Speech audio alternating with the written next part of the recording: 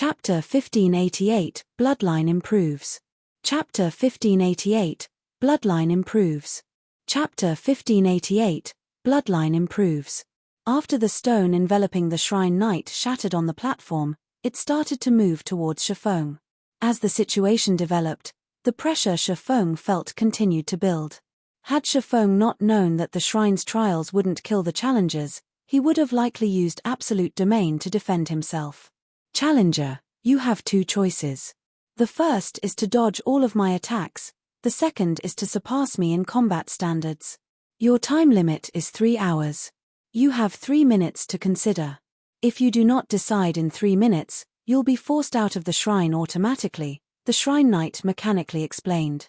Dodge all of his attacks or surpass him in combat standards. Shifeng took a closer look at the Shrine Knight before him.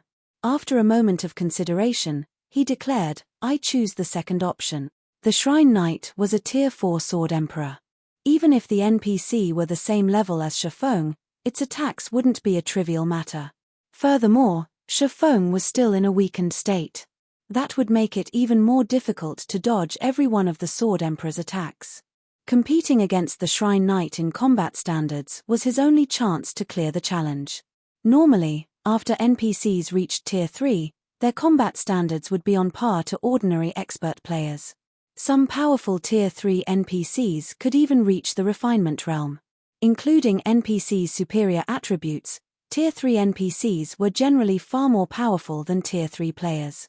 Even the weakest Tier 4 NPCs' combat standards were at the refinement realm, and the more powerful ones could even reach the void realm. Not even Tier 4 peak experts would have dared to provoke Tier 4 NPCs in the past. As for the heroes who were summoned to protect towns and cities, those capable of reaching Tier 4 had no issue reaching the void realm. This was precisely why they could summon towns and cities. Although Shifeng bore a weakened state, his combat standards weren't affected. Moreover, competing against a Tier 4 NPC via techniques was a rare opportunity. Unlike players, an NPC's combat techniques were far more refined. Their application could even stun players. Excellent. Let's start the battle, then. During this time, my basic attributes will drop to match yours. I will also be set at Tier 2. Neither of us will be allowed to use any skills or spells during this fight. You're also prohibited from using any tools. You will only complete the trial after depleting my HP completely, the Shrine Knight said, nodding. His aura then began to weaken as the Shrine Knight fell from a level 100 Sword Emperor to a level 61 Sword Master. For a brief moment, Shifeng felt restricted. A notification then appeared, telling him that he was temporarily barred from using skills, spells, or tools. Shrine Knight now had 1 million HP remaining. It was entirely possible for Shifeng to end this battle quickly, even while relying on his combat techniques. Before Shifeng could prepare, the Shrine Knight appeared before him, its golden greatsword transforming into a streak of golden light that struck at Shifeng repeatedly in quick succession. So fast. Shifeng promptly executed Sword's Orbit as the Shrine Knight's blade descended. There wasn't a shred of hesitation in the Shrine Knight's movements. It seemed as if the NPC moved on instinct rather than rational thought. He was unlike players, who usually thought before taking action. The near-instinctive movements allowed the Shrine Knight to execute attacks that were so fast that Shifeng couldn't preemptively defend himself. As a result, Shifeng had to rely on passive defense techniques like Sword's Orbit to protect himself from the incoming attacks. Dang! Dang! Dang! Metallic clangs echoed across the platform as dazzling sparks lit the air. If other players saw this, they'd be dumbfounded. As time passed, both fighters' movements became faster and smoother, and any ordinary expert would be overwhelmed by the scene. Although Shifeng and the Shrine Knight's swings were incredibly fast, their speed wasn't a result of high attack speed. Rather, it was due to their instinctive execution. Even after exchanging blows for several minutes, neither side had dealt any damage. As expected of a Sword Emperor, if I don't rely on Sword's Orbit to block his attacks, he'll likely kill me very quickly. Shifeng could not help his bitter smile as he deflected the NPC's frenzied attacks. Fighting the Shrine Knight reminded Shifeng of how powerful NPCs were. Despite their equally high attack speeds, The Shrine Knight overwhelmed Shifeng due to the difference in their reaction speeds. This won't do. I can't allow this to drag on. Realizing that none of his attacks reached the Shrine Knight, Shifeng retreated to search for more favorable terrain. Although the Shrine Knight had the same basic attributes as Shifeng, NPCs had far more stamina and concentration. Shifeng did not doubt for a second that the Shrine Knight could outlast him in a battle of endurance. As Shifeng retreated, he soon discovered a small grove of tall trees near the edge of the platform. That should work. Shifeng immediately made his way towards the small grove. Unlike players, NPCs weren't good at taking advantage of their surroundings. This fact even held true for Tier 4 NPCs. If he used the trees to block a portion of the Shrine Knight's attacks, he would have more opportunities to deal damage. However, as soon as Shifeng left the platform's central area, the Shrine Knight stopped his attacks and leaped backward, withdrawing from the battle. The NPC then turned and walked back to his original position. Crap. Is this for real? The system won't even give me a chance of winning? Shifeng was speechless when he saw the Shrine Knight recover to his original state. If he could not fight outside of the platform's central area, he wouldn't be able to take advantage of the terrain. If he continued to exchange blows mindlessly with the Shrine Knight, he would exhaust himself and die before his 3 hours were up. Why is this trial so difficult even though it's the lowermost epic shrine? Shifeng felt a wave of frustration wash over him as he stared at the motionless Shrine Knight. Whether it was players or NPCs, as long as they reached the Void Realm, they would have a clear grasp of movement around them. In addition, the Shrine Knight could execute near-instinctive attacks. Aside from Domain Realm experts, Shifeng doubted that anyone was capable of beating the Shrine Knight's combat standards. Of course, there was one way that Void Realm players could defeat an NPC like the Shrine Knight. An advanced offensive combat technique. But even now, Shifeng had only learned basic offensive combat techniques. He had only learned 2 advanced combat techniques, one of which was Void Steps, while the other was Sword's Orbit. Void Steps was a footwork technique, and ineffective against Void Realm NPCs and players. As for Sword's Orbit, it was mainly a defensive combat technique. It could not be considered a true offensive combat technique. Is giving up my only choice? Shifeng took a moment to consider the situation. Without being able to use his skills and spells, he had lost one of his major advantages. He couldn't use the soul water or crystal of souls he had produced with the soul orb to enhance his focus, either. Without these options, he had no hope of defeating the Shrine Guard. If this continued to drag on, he'd only waste his precious time. As Shifeng searched his bag for any items that might help him, he came across the Dark Iron Bloodline. The restriction period had already ended, and he could now use the Bloodline. Fortunately, this didn't count as a prohibited item. That's right. How could I forget about the Bloodline? Shifeng laughed as he gazed at the Dark Iron Bloodline in his bag. When consumed, Bloodlines improved a player's life rating. When a player's life rating in God's domain increased, every aspect of their being improved. Reaction speed, stamina, and concentration were just a few of these aspects. Shifeng retrieved the Dark Iron Bloodline from his bag. Removing the crystal bottle's lid, he consumed the pitch-black liquid contained within. Chapter 1589, Frightening Bloodline Power. Chapter 1589, Frightening Bloodline Power. Chapter 1589, Frightening Bloodline Power. As Shifeng consumed the Dark Iron Bloodline, the mana on and around the platform began to gather around his body. Suddenly, 2 threefold magic arrays appeared above and below him. It looked as if the magic arrays had formed a barrier, enveloping Shifeng. The surrounding mana then poured into the threefold array above Shifeng, and golden, divine runes began to surround his body. As more divine runes appeared around Shifeng, his aura intensified. When the divine runes covered Shifeng entirely, a pillar of golden light emerged from Shifeng's body and shot into the sky. The golden pillar radiated an aura that was even stronger than the Shrine Knight's. A few seconds later, the light pillar began to dissipate and calm returned to the platform. Once the platform returned to its original state, Shifeng slowly opened his eyes. His previously pitch-black pupils now contained a trace of silver. Meanwhile, his aura, which he usually suppressed, overflowed. If an ordinary player saw him now, they'd assume that Shifeng was an NPC, not a player. Not only did he radiate a domineering aura, but his gaze also carried an indescribable cold. It felt as if Shifeng could remain calm and rational, regardless of his situation. So, this is the power of the Dark Iron bloodline? Shifeng was shocked as he tried to process the changes to his body. There was no doubt that he was extremely excited, but before this feeling could reach its peak, a wave of serenity assaulted his mind, giving him instant peace. Even his perception of his environment had changed. He had previously needed to allocate the majority of his mental power to monitor his surroundings if he wanted to grasp movement around him accurately. However, despite investing only a small fraction of his attention, he could now gain an acute understanding of his environment. This improvement had exceeded Shifeng's expectations. Every expert capable of reaching the Void Realm in God's domain was capable of holding a high rank in a super guild. Experts that had just reached the Void Realm still had to focus on observing their environment.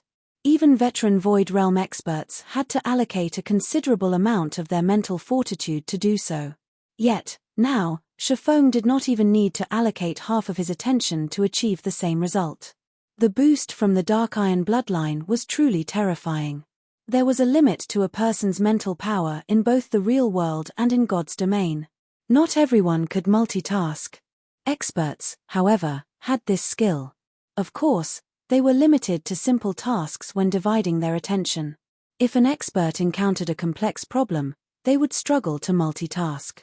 Needless to say, observing every movement in one's surroundings was a complex task. If a Void Realm expert only needed half of their focus to observe their surroundings and could allocate the other half to physical movement, their combat power would soar.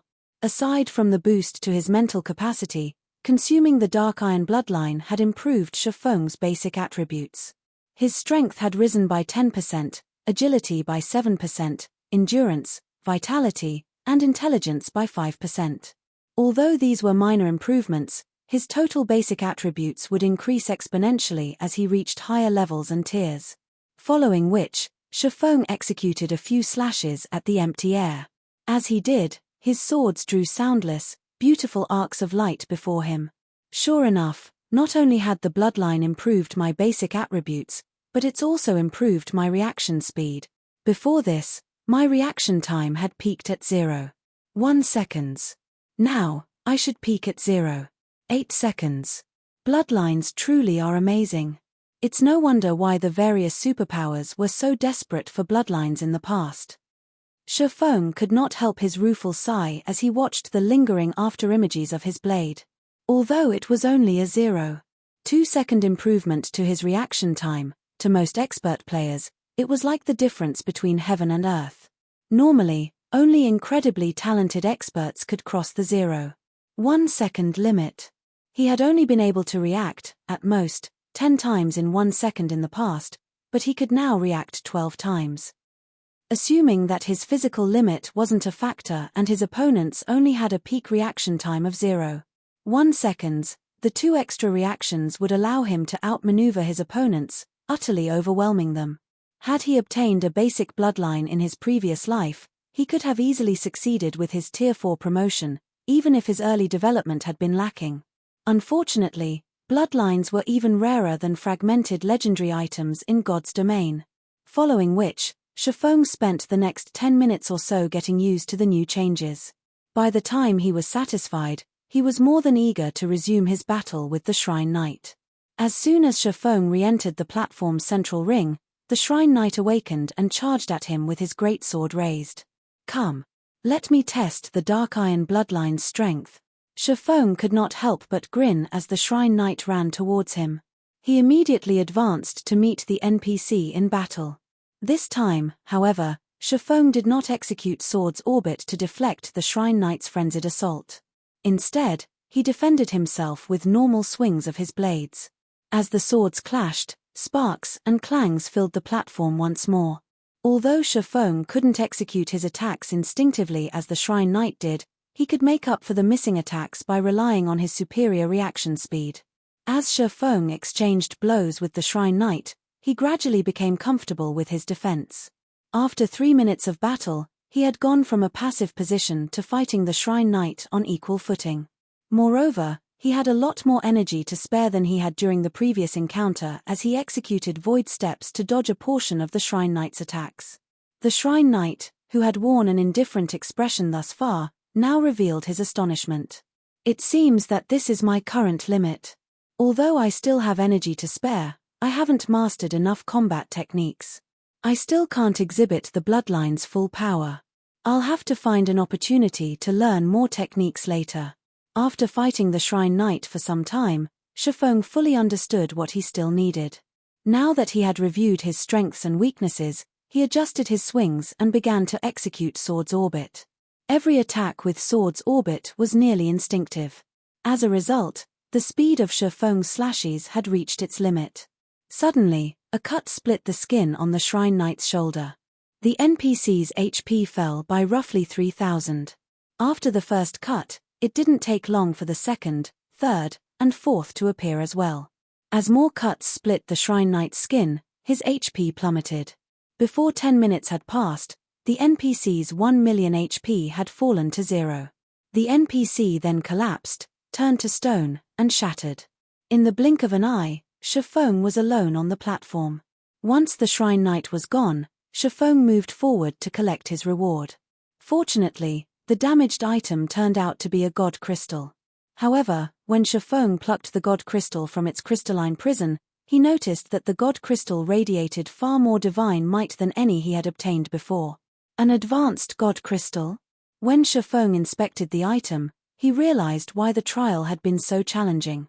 The power of God in an advanced god crystal was far denser than in ordinary god crystals.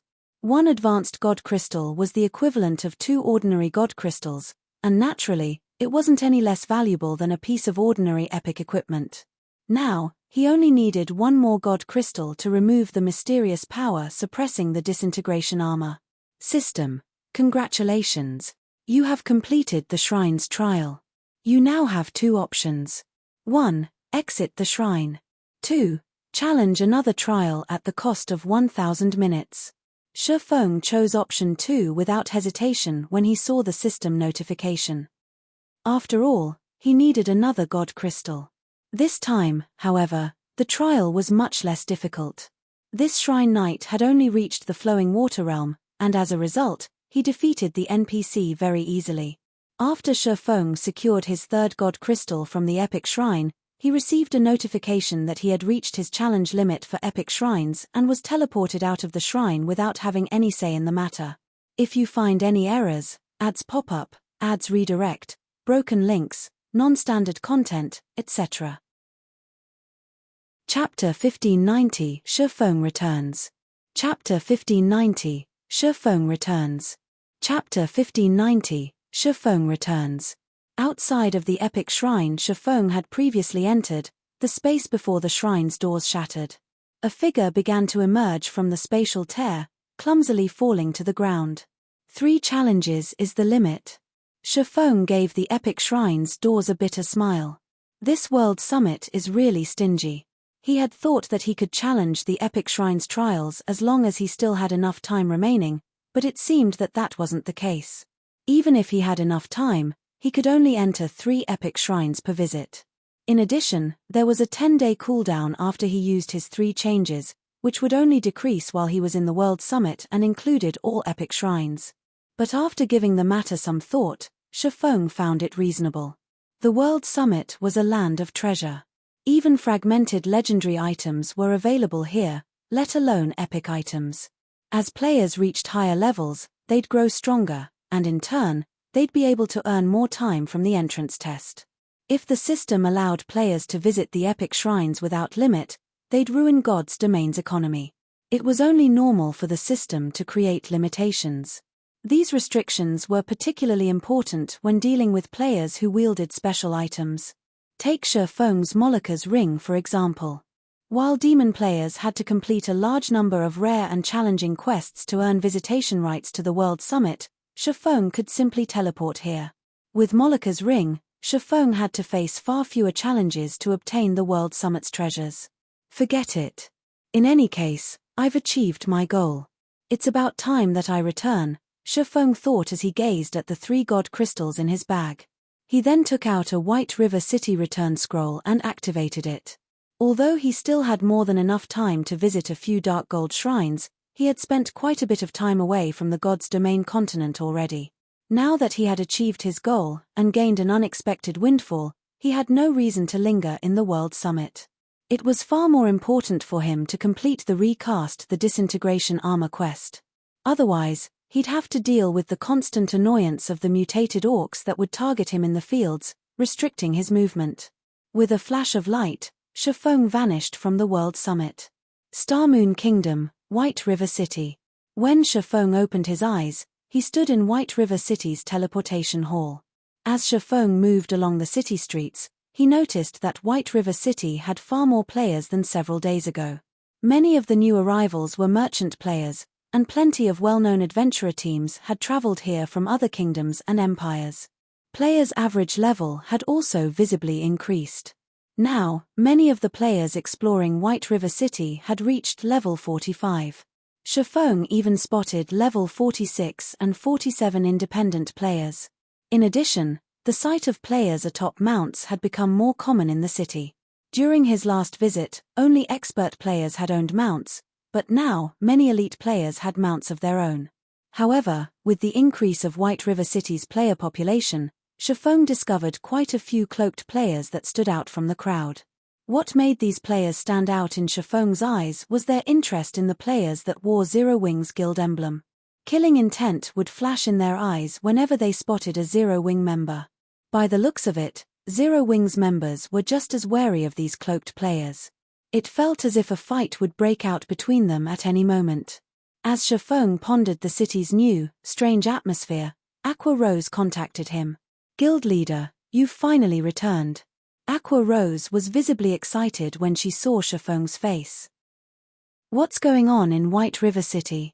Why do I feel like the city is polluted with killing intent?" Shifeng asked as he glanced around him. It's all because of Blackwater and Heaven's Burial. Roughly 10 hours ago, they doubled the bounty on our guild members.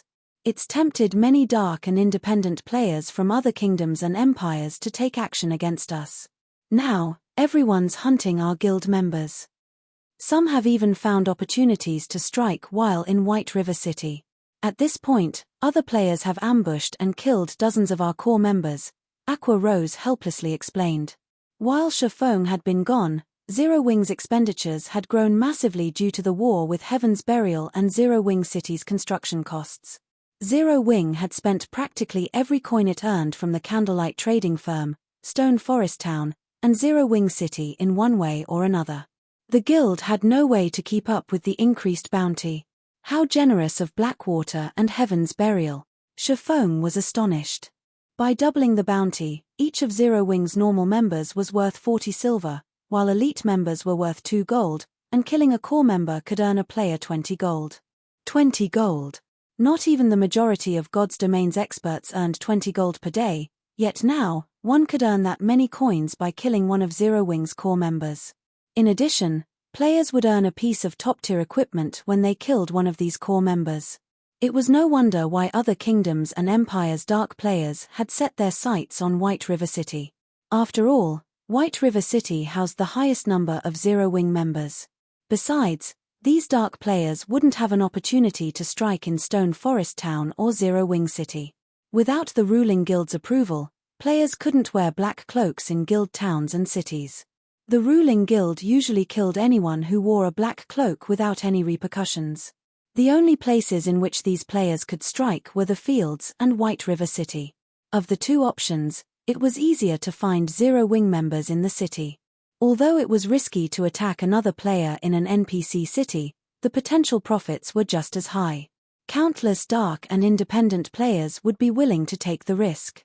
Guild leader, we've almost run out of guild funds. We are also running out of top-tier weapons and equipment for trade. The situation had disheartened many of our guildmates. We really cannot afford to allow this situation to continue.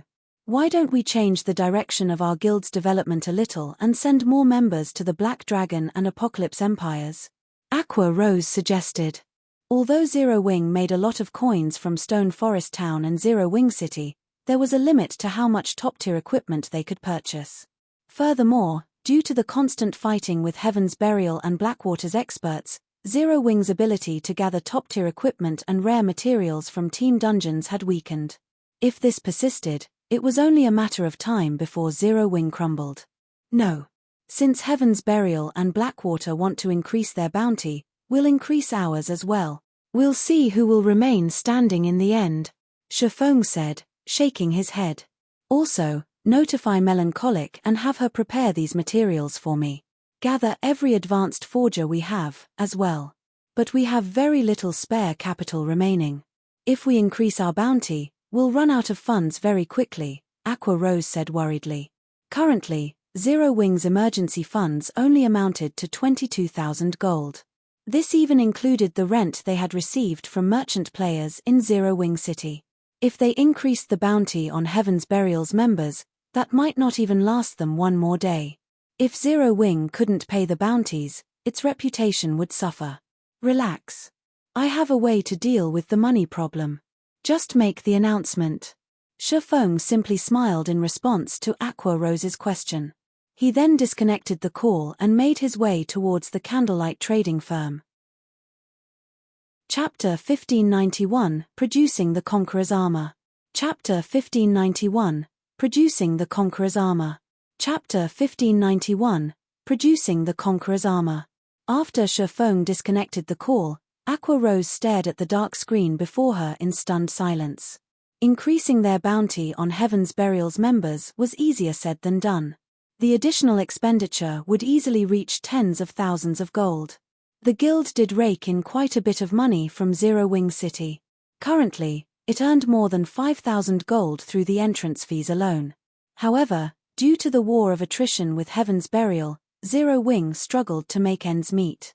Unless the guild gained an additional 100,000 gold, it couldn't feasibly afford to double the bounty on Heaven's Burial. Where, exactly, were they supposed to get another 100,000 gold? Big Sis Aqua, are we really going to double the bounty? Yaya asked carefully from beside Aqua Rose. Zero Wing only had a little over 20,000 gold set aside for emergencies. If they used these funds, the guild would be in an even more precarious situation should something unexpected occur. Make the announcement, Aqua Rose said, releasing a deep, powerless sigh. Even if we don't raise the bounty, our remaining stock of top-tier equipment in the guild warehouse won't last long. If we don't increase the bounty, we'll only burn through our stock.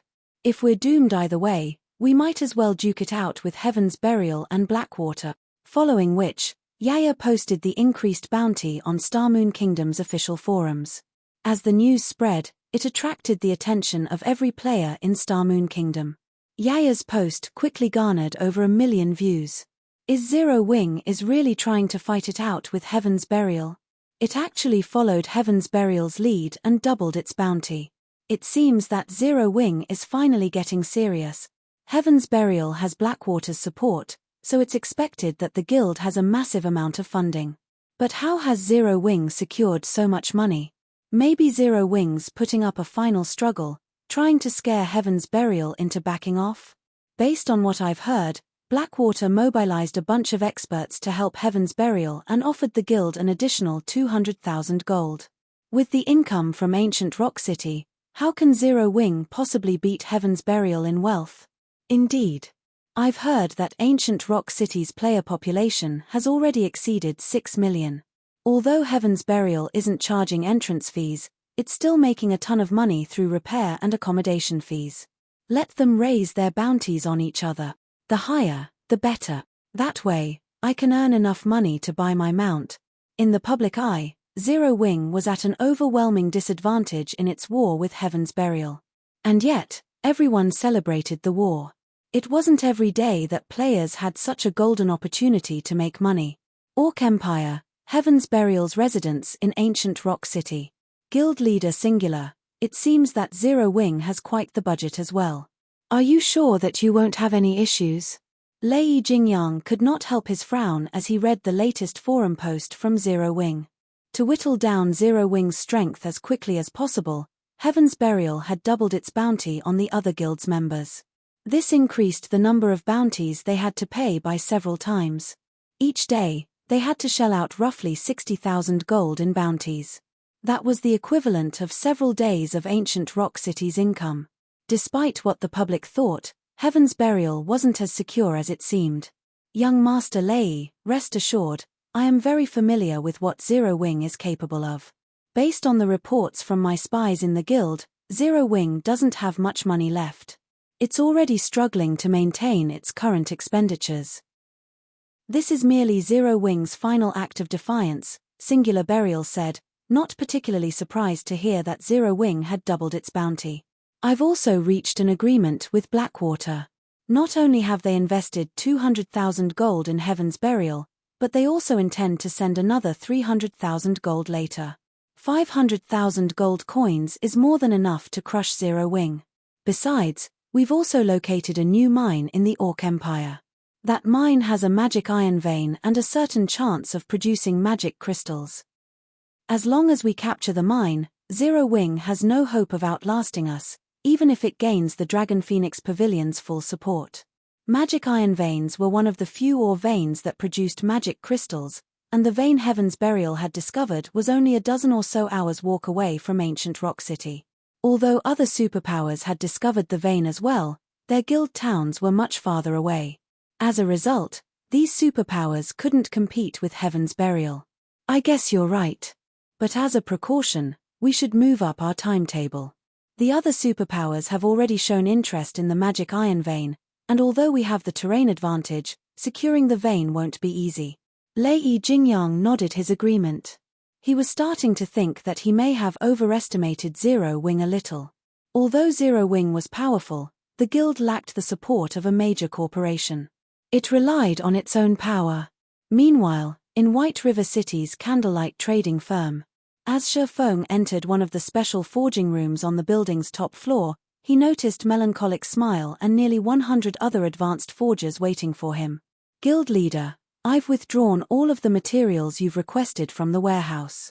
The candlelight trading firm is also purchasing the materials in bulk, Melancholic Smile reported as she approached Shifeng, gesturing to the various materials piled around the special forging room. The materials Melancholic had gathered in the special forging room were none other than the required materials for crafting the Conqueror's armor. The Conqueror's armor's production process was intensely complex. Among the various processes, the most time-consuming were the smelting and material refinement. Fortunately, these tasks could be completed by forgers who hadn't learned the Conqueror's armor forging design, which was precisely why Shifeng had called upon these forgers to assist. With this, he could focus on forging the Conqueror's armor, saving plenty of time. However, when Shifeng considered the material's purity, he decided that it'd be best if he left the smelting and refinement to advanced forgers. Good. Put whatever tasks you're currently working on hold for now. I need all of you to smelt these materials, Shifeng addressed the advanced forgers. He then turned to Melancholic Smile and asked, how is the market for lunar potions right now? Lunar potions? Shaking her head, Melancholic Smile said, although the lunar potion is common, demand has skyrocketed due to the increase in players exploring ruins, yet the Moonlight Flower, the lunar potion's main material, is quite rare. As a result, the Moonlight Flower's market price has increased drastically. Now, each flower sells for 6 silver. As for the lunar potion, it's sold for 12 silver. Although we've tried to purchase the flowers to produce lunar potions, we've only crafted a little over 2,000 bottles thus far. The various large guilds urgently needed lunar potions, but due to the Moonlight Flower's rarity, it was impossible to acquire in large quantities. The fact that the candlelight trading firm had accumulated a stock of over 2,000 lunar potions was impressive. So, it's finally begun. Shifeng smiled. The Moonlight Flower's price was already higher than he had expected. Following which, he retrieved the Moonlight Flowers he had stored in his epic spatial bag and spacetime herb garden. Use these to brew lunar potions and sell them for now. Send all of the money to Aqua to cope with our current predicament. Shifeng had used the spacetime herb garden to grow Moonlight Flowers ever since he obtained it. With the herb garden's increased survival rates, The moonlight flowers he planted had a 25% survival rate. As a result, each harvest netted around 15,000 moonlight flowers. He had already collected over 350,000 in total. Since each stack consisted of 100 flowers, he had 3,521 stacks of moonlight flowers. When Melancholic Smile saw the stacks of moonlight flowers Shifeng had revealed, her jaw dropped. It was difficult enough to purchase a few dozen moonlight flowers from the market, yet Shifeng had pulled over 3,000 stacks from his bag, almost filling hers. If they used all of these moonlight flowers to brew lunar potions, they'd definitely make a fortune. Chapter 1592, Frantic Purchase.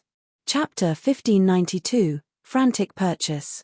Chapter 1592, Frantic Purchase. After receiving Shifeng's instructions, Melancholic Smile promptly left the special forging room and contacted every advanced alchemist in the candlelight trading firm, passing on the order to begin the lunar potions mass production. At the same time, Melancholic Smile retrieved the stockpiled lunar potions from the trading firm's warehouse and had her subordinates sell them in Zero Wing's Advanced Auction House and White River City's auction house. In addition, she sent a few other players to the Black Dragon Empire and other kingdoms to sell the potions. Not only could they sell the lunar potions quickly by doing so, but they could also maintain the market value. Meanwhile, in another of the candlelight trading firm's special forging rooms, Shifeng took out the Philosopher's Stone, which he had retrieved from his private warehouse earlier, and began to synthesize mana barrier crystals from the mana barrier crystal fragments. Shifeng had obtained a total of 45 mana barrier crystal fragments from his latest trip to the World Summit. If he had NPC alchemists help synthesize the mana barrier crystals for him, they'd only have a 40% success rate, and each attempt required 10 crystal fragments. He'd be lucky to end up with 2 mana barrier crystals. On the other hand, the Philosopher's Stone provided a 100% synthesis success rate. However, something unexpected and shocking happened when Shifeng synthesized the first batch of crystal fragments. After placing only 5 crystal fragments into the Philosopher's Stone, a complete mana barrier crystal had appeared on the table before him. What? I only need 5 crystal fragments to form a complete crystal? Shifeng was astounded as he stared at the mana barrier crystal on the table. If he only needed 5 crystal fragments, he could synthesize 9 complete mana barrier crystals. Meanwhile, teleportation arrays like those in White River City's teleportation hall needed 5 magic crystals for each activation. Hence, they would also need 5 mana barrier crystals to operate normally. As for the 4 Towers of Elements teleportation function, it only needed 3 magic crystals. Originally, Shifeng had planned to activate the teleportation function only after he had gathered enough mana barrier crystals. After all, it was simply impossible to sustain the teleportation array's consumption with Zero Wing's current magic crystal income. Now, however, it would seem that that was no longer necessary. Fortunately, he could use 9 mana barrier crystals interchangeably. Moreover, in addition to the mana barrier crystal's self-recovery ability, each mana barrier crystal contained as much mana as 100 magic crystals. Shifeng immediately contacted Melancholic Smile and had her send Aqua Rose the synthesized crystals and a message to activate the 4 Towers of Elements teleportation functions. Once he finished with the mana barrier crystals, Shifeng took out the Conqueror's Armor forging design and began to study. Unlike basic forging designs, players couldn't learn advanced forging designs with the click of a button. Advanced forging designs also contained special forging techniques and magic arrays. Players needed to learn all of these details themselves. This thing is really complex. After looking through the Conqueror's Armor's production process, Shifeng was astonished. It's no wonder why players struggled so hard to produce equipment with battle arrays in the past. So, the process of creating the battle arrays involves advanced magic arrays. Fortunately, I didn't leave the Conqueror's Armor's production to Coco and the others. Otherwise, it'd take even longer to craft the armor. Basic magic arrays in God's domain were quite complex, and even experts needed a considerable amount of time to grasp the skills required to craft them. Needless to say, intermediate magic arrays were even more complex. Otherwise, Shifeng wouldn't have left the secret silver-ranked secret technique tablet in the guild's warehouse instead of putting it to use. Even now, Zero Wing didn't have enough players who could draw the intermediate magic arrays. Throughout Zero Wing, only Shifeng knew how to draw advanced magic arrays thus far. Everyone else was still a long distance away from being able to draw them effectively. Fortunately, the required advanced magic array isn't too difficult to draw. I should be able to learn it in a few hours. Shifeng breathed a sigh of relief after examining the necessary advanced magic array.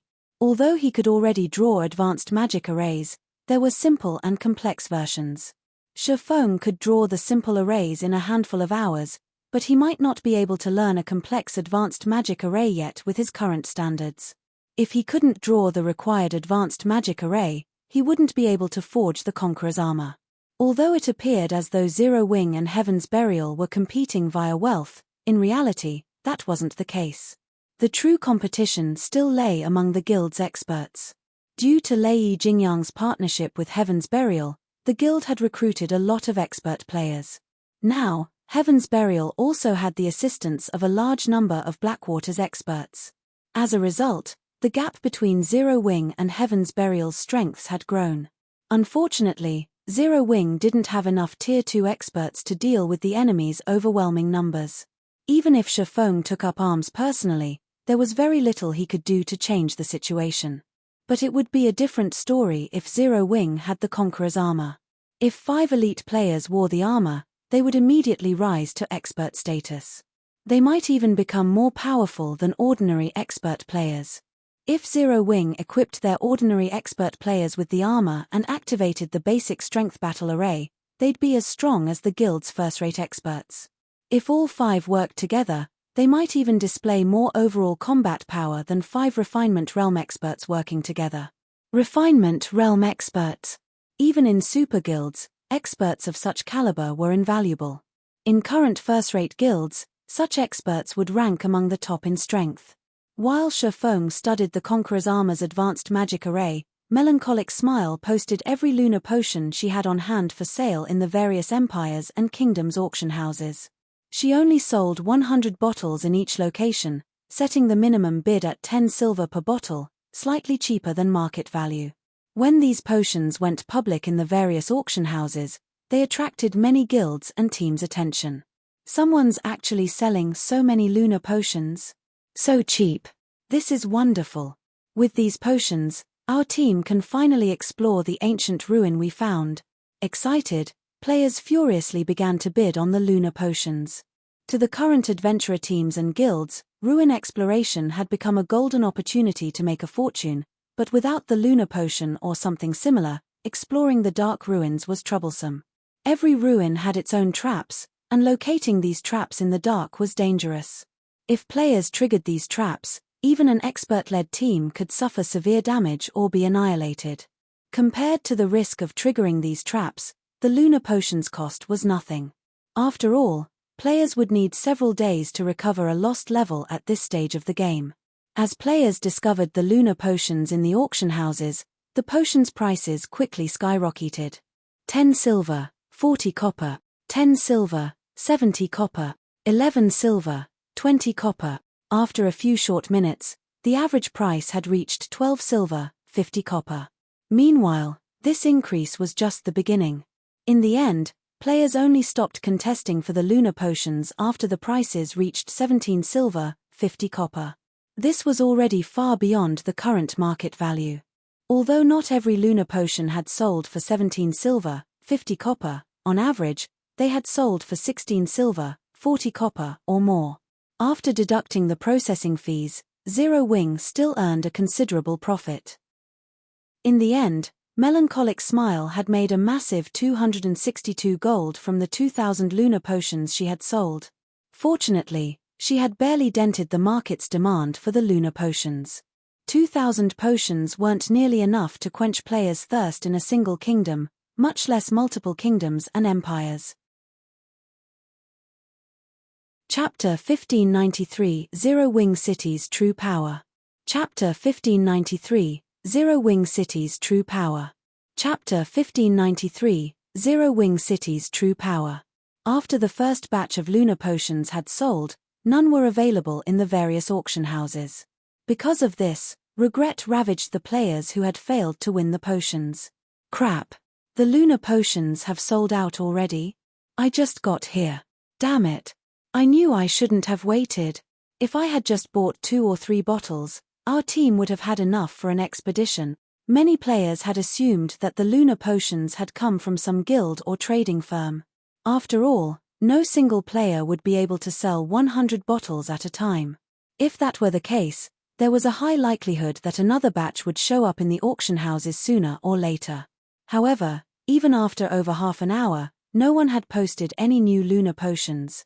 Meanwhile, Melancholic Smile, who was currently in the candlelight trading firm, was elated. The speed at which players are buying the potions is really frightening. With this, we won't need to worry about not being able to sell the potions in bulk. When Melancholic Smile received the proceeds from her subordinates, she brimmed with confidence regarding the large number of moonlight flowers in her possession. Although the candlelight trading firm produced a large number of items each day, not all of these items sold the moment they were put up for sale. They needed to let the market slowly digest some of these items. In fact, some items might never sell, collecting dust in the trading firm. However, the lunar potion was a different story.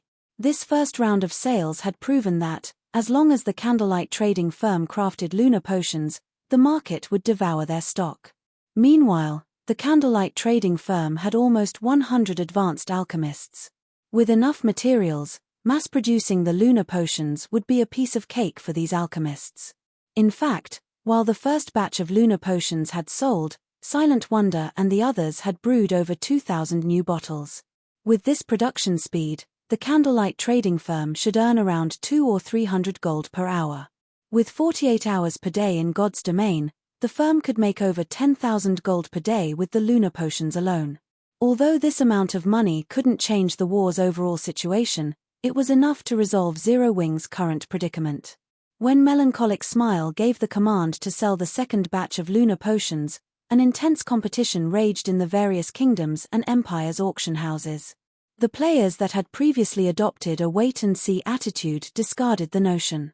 They did everything in their power to get their hands on the potions for fear that they'd miss this opportunity.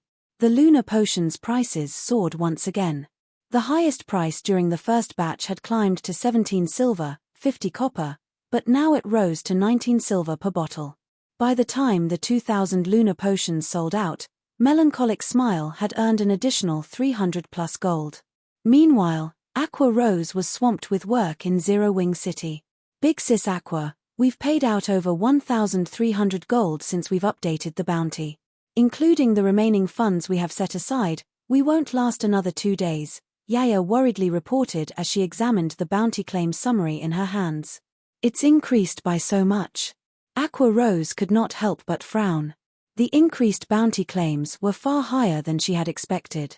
She had hoped that they would last a few more days in this war with the income from Zero Wing City and the guild's remaining funds, but it seemed that wouldn't be possible.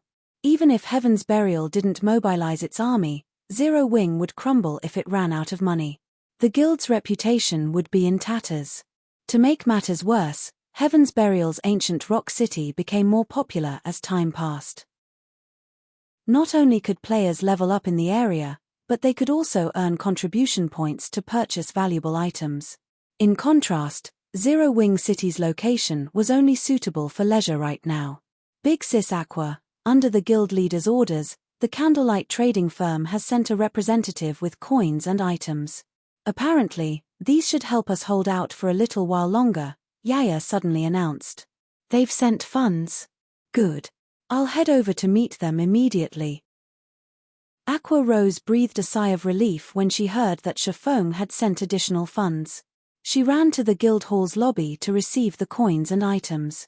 Although she didn't know how Shafong had obtained the additional funding, another 40 or 50,000 gold would help Zero Wing endure this war for a few more days. During that time, they could organize an auction to sell some of Zero Wing City's private housing. That might allow them to continue this fight with Heaven's Burial. They might even be able to put an end to this war. Heaven's Burial invested quite a bit of money each day as well, and no one wanted to see this drag on. However, when Aqua Rose saw the coins Melancholic Smile's subordinate had traded to her, she was dumbfounded. For a moment, she wondered if she had misread the total. 500 gold. To a small guild or adventurer team, 500 gold might be a considerable amount of money, but to Zero Wing, this was nothing more than pocket change. It was far from enough to pull Zero Wing from its current predicament. Is this supposed to help me hold out for another half an hour? Aqua Rose was speechless as she stared at the 500 gold. But when Aqua Rose noticed the 9 mana barrier crystals in her bag and inspected their attribute panels, her eyes began to glow. Everlasting magic crystals? Aqua Rose couldn't believe her eyes. She immediately contacted Shifeng and asked, "Guild leader, just where did you get these mana barrier crystals? Do you have more of them?" God's Domain's various guilds and players were all in desperate need of magic crystals, and Zero Wing was certainly no exception, yet not only were these mana barrier crystals the equivalent of 100 magic crystals, but they could also be used repeatedly. This was akin to having a miniature magic crystal vein. Furthermore, these mana barrier crystals only needed 48 hours to replenish their energy. They basically gave Zero Wing a stable income of 900 magic crystals per day. If they stored the mana barrier crystals in a location with sufficient mana density, their cooldowns would be even shorter. Although the mana barrier crystals could not be used in places like the Divine Colosseum, they were extremely valuable. "You've already received them?" Seeing Aqua Rose's excitement, Shifeng smiled bitterly as he said, "Mana barrier crystals are extremely rare items. Obtaining more is impossible at the moment." Naturally, Aqua Rose was a little disappointed to hear this. If they had 50 or 60 mana barrier crystals, Zero Wing would be set for life. However, after giving the matter some thought, she found it reasonable. If it were possible to obtain something as valuable as mana barrier crystals in large quantities, it would throw God's Domain's market into chaos. Use the 9 mana barrier crystals to operate the 4 Towers of Elements teleportation array for now. With the mana barrier crystals and some additional magic crystals, we should be able to sustain the teleportation array's consumption easily. Shifeng could sympathize with Aqua Rose's desire for the mana barrier crystals, but they simply weren't that easy to obtain. Let the public know that Zero Wing City will activate a teleportation function that can transport players anywhere within 4 million yards of the city. The cost will be 5 silver coins per 1 million yards per person. At the same time, set up a membership system for the teleportation function. Those who wish to become members can pay a one-time membership fee of 20 magic crystals. In return, they'll get a 20% discount when using the teleportation function. Currently, Stone Forest Town and Team Dungeons were Zero Wing's main income source for magic crystals, but both Stone Forest Town and Zero Wing City needed a lot of magic crystals to operate. Furthermore, the guild had to sustain the daily magic crystal allocation for its members. It was practically impossible to sustain the 4 Towers of Elements' teleportation function with the guild's current magic crystal income.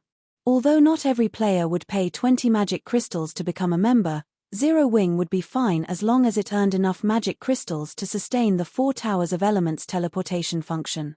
"Alright, I'll get it done right away." Aqua Rose nodded excitedly. She had waited to launch of the 4 Towers of Elements' teleportation function for a long time. Unfortunately, Zero Wing hadn't had enough magic crystals to sustain the teleportation array until now. Now that they had the mana barrier crystals, they could finally show off Zero Wing City's true power. Chapter 1594, Surging Towards Zero Wing City. Chapter 1594, Surging Towards Zero Wing City. Chapter 1594, Surging Towards Zero Wing City. Starmoon Kingdom, Starmoon City. Light flashed in the teleportation hall as a team of 20 players arrived in the lively Starmoon City. When these players appeared, many players in the hall turned to look. All of these 20 players' levels were impressively high, and they were well equipped. The lowest level among them was level 47, while the most inferior equipment was level 45 fine gold rank. The pair leading the team, a man and a woman, were even more awe-inspiring. Both were level 49 and wore nothing but level 45 dark gold equipment. Not even first-rate guilds experts could compare to this team. Most surprisingly, none of these experts wore a guild emblem, showing that they were all independent players. What a powerful team! Who are they? Don't you see the flaming fox logo sewn on their cloaks? They're members of Firecloud Fox, one of the top 50 adventurer teams in the Black Dragon Empire. That shield warrior in the lead is Remnant Cloud, Firecloud Fox's commander. He is one of the Black Dragon Empire's top 100 shield warriors. I've heard that several first-rate guilds in the Empire have offered high prices to recruit him, but he's refused every one. Since they're from an adventurer team in the Black Dragon Empire, why are they here in Star Moon Kingdom? Because of Stone Forest Town. The town's battle arena is a perfect place for experts like them to train. I've also heard that Firecloud Fox plans to move its headquarters to Zero Wing City. Although Zero Wing City's battle arena isn't as effective as the one in Stone Forest Town, the city's mana density is much higher. When the players in the hall saw Firecloud Fox's members, they all fell into heated discussions. Some players, members of other adventurer teams, gazed at Firecloud Fox's members with envy and admiration. Even first-rate guilds fought to recruit these experts. It was an honor that few adventurer teams received. It really is annoying to travel to and from the Orc Empire every time. Commander, can't we grind somewhere else next time? Graceful Moon, Firecloud Fox's vice-commander, suggested, paying no attention to the gossip around her. Turning to Remnant Cloud, she continued, the Orcs' invasion is getting worse, and over the past few days, we've come across more and higher quality Orcs. It'll definitely affect our leveling speed. In your dreams. If we don't continue questing in the Orc Empire and kill Heaven's Burial's members, how are we supposed to earn the money for our mounts? Remnant Cloud snapped. Although the Orcs upgrade had affected our leveling speed, opportunities like this don't happen often. Alright, enough complaining. Let's head to Zero Wing City to claim our bounties. I get what you're trying to say, but you've seen the difference for yourself. Those Orcs are growing more powerful. At first, we usually only encountered elite-ranked Orcs, but now, we've run into chieftains left and right. Their combat standards have improved, as well. I'm willing to bet that we'll need to waste several more hours to cross the border the next time we try to enter the Orc Empire, Graceful Moon grumbled. Despite the short distance between Star Moon Kingdom's border towns and the Orc Empire's border, their adventurer team had spent a significant amount of time crossing the border due to Orc patrol squads. To make matters worse, the quantity and quality of patrol squads continued to increase as well. Now, they spent half of their travel time on fighting the Orc patrol squads. Alright, if they've grown stronger by the time we try to cross the border again, we'll find another location to grind and quest. In any case, our adventurer team has earned quite a bit. With today's haul, we should have enough to purchase a private house in Zero Wing City, Remnant Cloud said. After giving the matter some more thought, he saw the logic in Graceful Moon's concerns. While earning money was important, it wouldn't do them any good if it came at the cost of their leveling speed. If the Orcs guarding the border grew even stronger, leveling in the Orc Empire would no longer be worth it. In fact, based on what information he had, several adventurer teams, which were only slightly weaker than Firecloud Fox, had already given up on the Orc Empire and opted to grind in other maps. These other adventurer teams' level speed was now slightly faster than his own team's. As Remnant Cloud and his companions prepared to head to Zero Wing City, they overheard nearby players discussing their destination. Is Zero Wing for real? Zero Wing City can actually do that? It can't be true. How could a city possibly teleport players to any location within 4 million yards? If that were possible, wouldn't players be able to teleport to their desired leveling areas instantly? Zero Wing made the announcement personally. Why wouldn't it be true? Players would see through it immediately if this were some kind of ruse. Besides, didn't you see it? The teleportation fee is absurd. Ordinary players barely earn anything each day. If we want to use the teleportation function, we'll have to hand over a whole day's earnings to Zero Wing. Zero Wing is too strong. It actually secured something like this, too. As expected of our kingdom's #1 guild, the players on Star Moon City's streets debated Zero Wing's latest announcement. Meanwhile, the numerous adventurer teams in the city burned with excitement over the news. Zero Wing City's location was no longer news to Star Moon Kingdom's players. The city wasn't far from the front lines of this war between the Orc Empire and Star Moon Kingdom. For the most part, only a large forest separated the city from the front lines. Being able to teleport to any location within 4 million yards of the city would allow players to travel beyond the kingdom's border, bypassing many of the Orc patrol squads. This would save players plenty of travel time and allow them to avoid quite a bit of danger. The teleportation's cost was the only downside. If players teleported across the maximum range, one trip would cost 20 silver per person. However, the price was definitely worth the trip for capable adventurer teams. They could easily earn back several times the money they had spent with the time they saved. After all, Zero Wing had placed a bounty on Heaven's Burial's members. They could earn back the teleportation fees by killing a bunch of the guild's members easily. Moreover, the Orc Empire's maps had far more resources than most of Star Moon Kingdom's. They'd also be able to increase their leveling speed. Commander, it seems that we'll have to save a bit more coins to buy a private house in Zero Wing City, Graceful Moon said, chuckling after she read Zero Wing's announcement. Zero Wing isn't giving us a chance. How wonderful would it have been if they had sold their private housing before this announcement? While Remnant Cloud celebrated the news, he also felt a sting in his pockets. Zero Wing City had already offered amazing benefits, but now it also informed the public of its teleportation function. Needless to say, adventurer teams and experts who wanted to level in the Orc Empire would flood Zero Wing City. To players like them, the teleportation function was a major resource, and 20 silver coins wasn't a significant expenditure.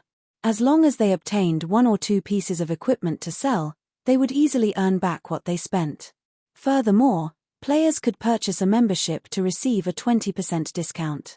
In fact, Star Moon Kingdom's players wouldn't be the only ones interested in Zero Wing City's teleportation function.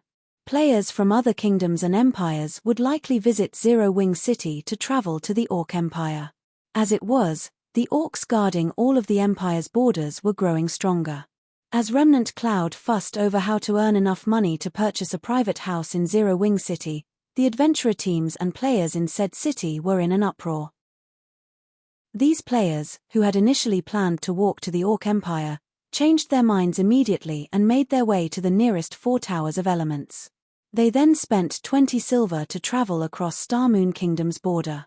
As more players proved the power of the 4 Towers of Elements teleportation function, more adventurer teams and expert players applied for the teleportation membership. 1 short hour after Zero Wing announced the teleportation function, 1,042 players had become members, contributing over 20,000 magic crystals. In total, over 2,000 players had used the teleportation function. Naturally, not everyone wanted to pay a portion of their teleportation fees in magic crystals. After subtracting the maintenance and energy costs, Zero Wing had earned 12 silver coins off of every player that had teleported over the maximum distance. In a single hour, Zero Wing had made over 240 gold in pure profit. However, the truly frightening result of Zero Wing's latest announcement was the number of players who visited Zero Wing City. In just 1 hour, Zero Wing City's player population had shot past the 2 million threshold. Many of these players belonged to adventurer teams from other kingdoms and empires, and in the end, Zero Wing had also earned a fortune from the entrance fees. Chapter 1595 – Upgrading the Black Steel Insignia. Chapter 1595 – Upgrading the Black Steel Insignia. Chapter 1595 – Upgrading the Black Steel Insignia. The moment Zero Wing City revealed its teleportation function, the city attracted many major powers' attention. A large number of merchant players also considered conducting their business in Zero Wing City. Some of the guilds in the several kingdoms and 2 empires bordering the Orc Empire even tried to ally with Zero Wing in secret. The situation had completely exceeded Aqua Rose's expectations. All of these guilds offered to sell Zero Wing level 45, top-tier equipment at below market price in exchange for the right to establish a guild residence in Zero Wing City and a 20% discount on the teleportation fees. These guilds were also willing to pay a portion of the teleportation fees with magic crystals. Although mainstream players had already reached level 40, they were still some time from reaching level 45. Only the various guilds' elite members had reached such a high level, and because of this, level 45 fine-gold equipment and above was still extremely rare. Although the equipment was available on the market, these pieces usually cost far more than market value. Moreover, there weren't many pieces available. Even if Zero Wing were willing to purchase the overpriced equipment, it wouldn't secure many pieces. Yet, these large guilds had offered level 45, top-tier equipment as payment. Aqua Rose had never expected this. If she accepted their offers, she'd solve the guild's shortage of funds and top-tier equipment. Furthermore, even after giving these guilds a 20% discount on teleportation fees, Zero Wing would still make quite a bit of profit. Guild leader, 3 first-rate guilds and 11 second-rate guilds have expressed interest in partnering with us thus far. If we agree, replenishing our top-tier equipment in the guild warehouse won't be an issue anymore, Aqua Rose said excitedly as she read the report in her hands. Rather than coins, Zero Wing urgently needed top-tier equipment for its war against Heaven's Burial. Every time their players died, they'd lose a piece of equipment. Occasionally, Heaven's Burial's members even used some special methods to force players to drop more than one piece when they died. Generally, Zero Wing compensated its members with GCPs, and these members would then trade their points for replacement weapons and equipment from the warehouse. Because of this, Zero Wing's members were rapidly depleting the guild's stock of weapons and equipment.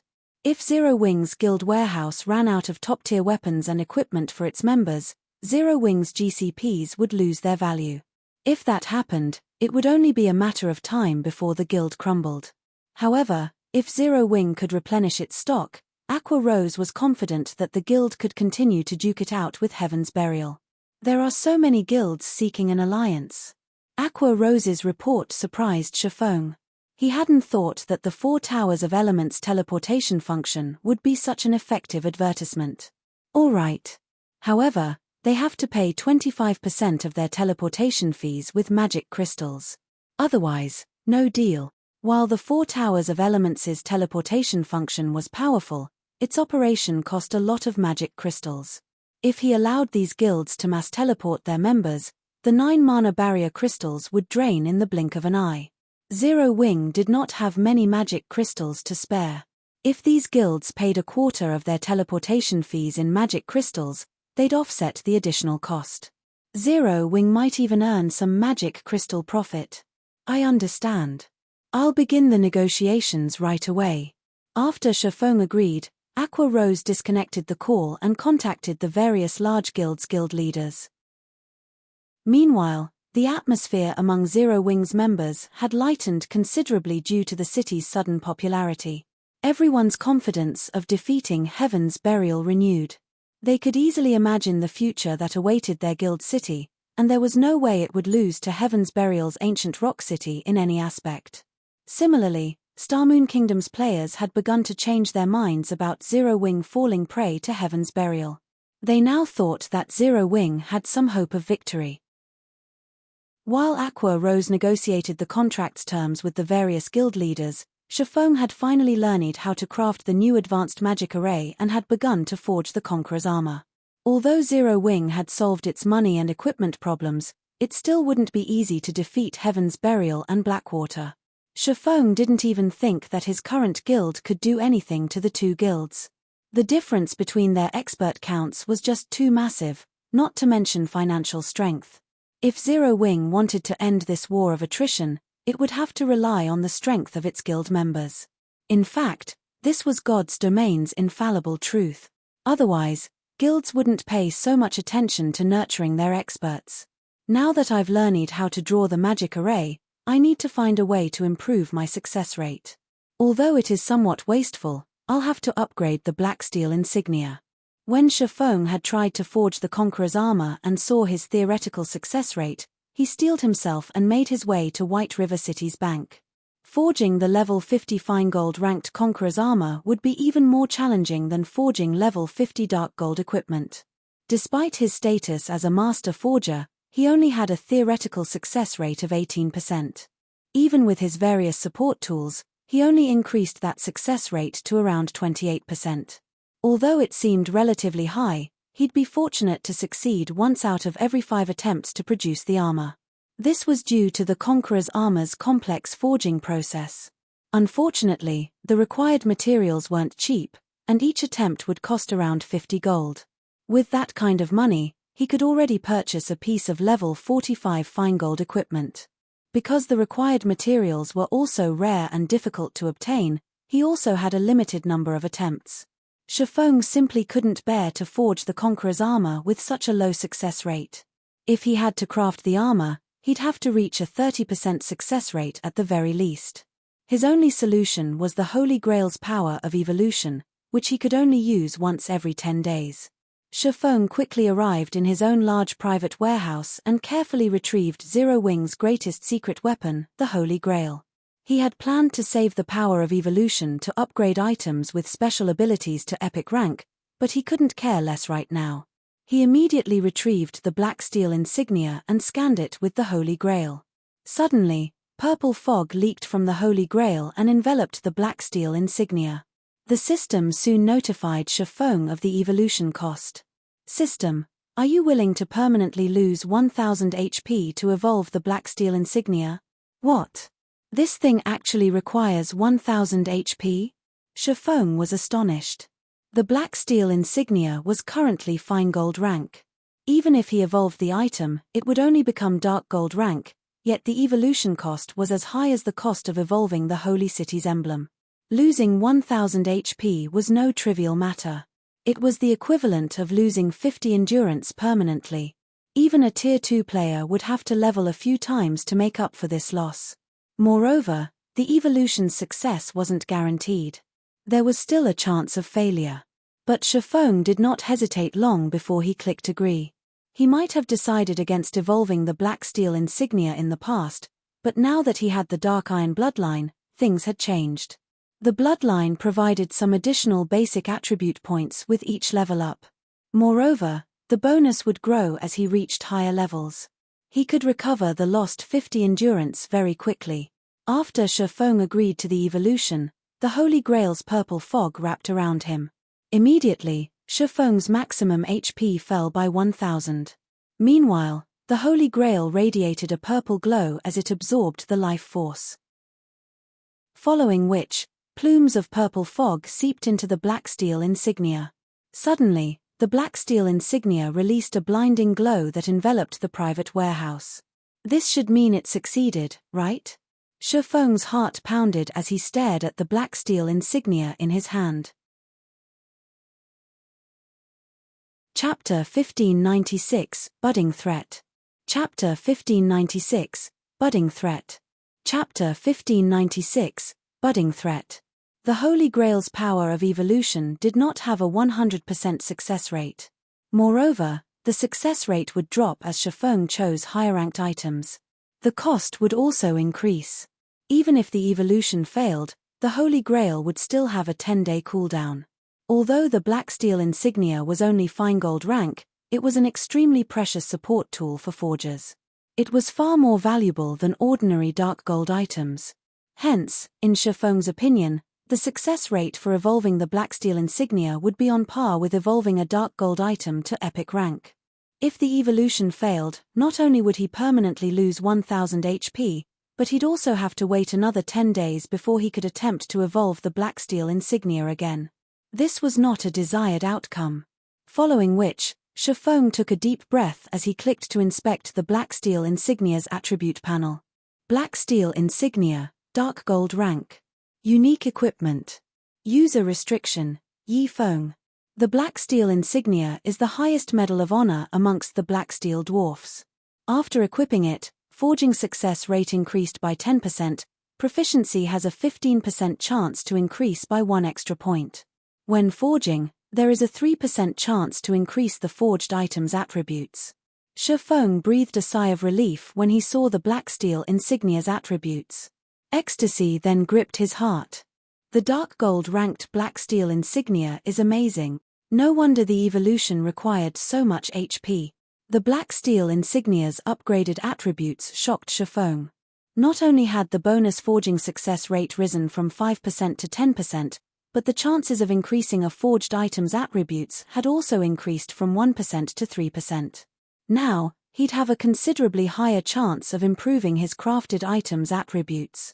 In God's domain, producing higher-rank items would become exponentially more difficult. Although it wouldn't be a direct rank increase, the black steel insignia could raise a fine gold item's attributes to be only slightly inferior to a piece of dark gold equipment of the same level. This meant that the black steel insignia's wielder could forge items one rank stronger than their intended rank. After dealing with the black steel insignia, Shifeng returned to the candlelight trading firm to forge the Conqueror's armor. Meanwhile, an army of over 3,000 players, all level 46 or higher, assaulted an orc fortress within the Orc Empires. Although the orcs defending the fortress were around level 60 and ranked between elite and grand lord, they fell, one after another, under the players' fierce assault. Unfortunately, the players also suffered casualties. Focus on dodging the boss's skills. Ranged players, destroy the fortress's defense turret. Singular burial commanded from the rear of the army. As the orcs worked to strengthen their empire's defenses, they had constructed temporary fortresses as resting points for the armies. Because of this, more orcs operated around these temporary fortresses, troubling the players in the area. Meanwhile, the orcs' mines were usually surrounded by several temporary fortresses. If players wanted to secure an orc mine, they'd have to deal with the fortresses first. Singular Burial was confident that he could secure the orc mine, which many of God's domain's superpowers drooled over, once Heaven's Burial dealt with the temporary fortresses. Once they succeeded, Heaven's Burial wouldn't have to worry about coins or magic crystals. Daybreak Fog, who wore a cyan mage robe, suddenly approached Singular Burial and quietly reported, "Guild leader, our spies in Zero Wing have reported that the guild has somehow obtained a teleportation function that allows players to teleport from Zero Wing City to the border between the Orc Empire and Starmoon Kingdom. With this teleportation function, players can save a massive amount of time. In fact, many players have already used the service, contributing to Zero Wing's wealth. Moreover, we've received news that plenty of guilds have begun negotiations to ally with Zero Wing. By the looks of it, they plan to sell level 45 top-tier equipment to the guild. I'm afraid this will affect our plans severely at this rate." According to previous reports, Zero Wing should have been on its last leg, yet due to Zero Wing City's teleportation function, Zero Wing had pulled itself out of its predicament. In fact, the teleportation service had become so profitable that Zero Wing was now able to continue its war of attrition against them. This was not good news. The long-term attrition war was a painful burden on Heaven's Burial's finances and development. They had already suffered significant casualties thanks to Zero Wing's bounty. This had impacted the guild members' leveling speed. Moreover, guild members had to stay alert for ambushes in the fields. Many players who had originally wanted to join Heaven's Burial had begun to change their mind. If they did not deal with Zero Wing quickly, their guild's development would stagnate, and they wouldn't be able to keep up with God's domain's other superpowers even with ancient Rock City. Zero Wing is a tenacious cockroach. Singular Burial could not help but frown. Immediately, he commanded, "Notify young Master Lei and tell him that it's time for his Thunder Legion to take action. Contact Blackwater as well. Tell them that if they still want a share of the Orc Mine, they should send more top-tier experts and help us finish off Zero Wing quickly. We're taking action now." Daybreak Fog was stunned. She hadn't expected Singular Burial to switch tactics so soon. Until now, their experts usually attacked in small groups, fleeing the moment they killed Zero Wing's members and minimizing their casualties. However, if they started team battles in the fields, they would suffer more casualties even if they dealt greater damage to their enemy. That was why they had avoided doing so thus far. Now that Singular Burial had approved team battles, he had proven that Zero Wing was a major threat to their guild. Thus, he decided to put a swift end to this war, regardless of cost, and exterminate the budding threat before it did permanent damage. I want to see how long Zero Wing can hold on." Singular Burial nodded. Zero Wing's sudden transformation had exceeded his expectations and left him with no other choice, but he also wanted to use this opportunity to show Zero Wing how wide the gap was between their expert counts. Starmoon Kingdom, White River City, in a special forging room located on the Candlelight Trading Firm's top floor. Shifeng sat alone beside a furnace, repeatedly swinging a hammer as he forged the Conqueror's armor. To sharpen his focus, he had even used the precious soul water. The Conqueror's armor required a lot of materials, including over 10 main materials and over 20 support materials. Every material needed to be smelted carefully. Just the smelting and refining all of the involved materials took more than half an hour. If Shifeng had gone through the entire forging process alone, he would have only had time to forge a few pieces of the Conqueror's armor each day. Fortunately, he could rely on Candlelight's advanced forgers to help him with the smelting and refining processes, saving him plenty of time. Fortunately, with the improved black steel insignia, Shifeng's forging success rate had broken past the 30% threshold. Fusing, stacking, fusing, stacking. As he continued to fuse and shape the extracted materials, the Conqueror's armor began to take shape. Once the armor was perfect, Shifeng released a deep sigh of relief and began to draw the advanced magic array. Due to the soul water's effects, Shifeng was able to complete the advanced magic array naturally and without pause. The instant he completed the advanced magic array, the Conqueror's armor released a mesmerizing, crimson glow. This is the first Conqueror's armor I've forged, and I've already triggered the strengthening effect. Shifeng's excitement grew as he watched the crimson light, completely different from the usual glow on fine gold equipment. Chapter 1597 Improved Conqueror's Armor. Chapter 1597 Improved Conqueror's Armor. Chapter 1597 Improved Conqueror's Armor. Despite being a master forger, Shifeng didn't have a particularly high success rate with forging the Conqueror's armor. Although God's domain had plenty of support tools, these tools would become less effective with more complex items. In fact, most support tools were nullified when producing an epic item. Only a small number of support tools could help a player craft an epic item. Shifeng hadn't expected, despite having barely over a 30% success rate, he would actually forge a successful Conqueror's armor on his first try. Moreover, he had triggered the black steel insignia's strengthening effect. After gazing at the armor for a moment, Shifeng clicked to inspect its attributes. Immediately, the system analyzed the Conqueror's armor's statistics. System: black steel insignia's effect triggered, attributes increased. System: Conqueror's armor has been forged successfully. Forging proficiency increased by 4 points. Obtained 3 million EXP. Conqueror's armor, chest piece, plate armor, fine gold rank. Level 50. Equipment requirement, strength 730 and agility 730. Defense plus 2350. Strength plus 75, endurance plus 84, agility plus 72. Additional passive skill dash. Life sacrifice. The wearer will receive more power as their HP decreases to a maximum of 15% strength and 25% attack speed. Additional active skill dash. Basic strength battle array. Activation requires 5 or more players wearing the Conqueror's armor. Upon activation, wearer's strength increases by 25%, agility by 15%, endurance by 15% and physique by 10%. Grants basic perception sharing buff. Stamina and concentration consumption rates increase by 400%. Maintaining the battle array costs 1 magic crystal every 5 minutes. The black steel insignia is really quite amazing. Not only did it improve the armor's basic attributes, but it also boosted one of the armor's skills slightly.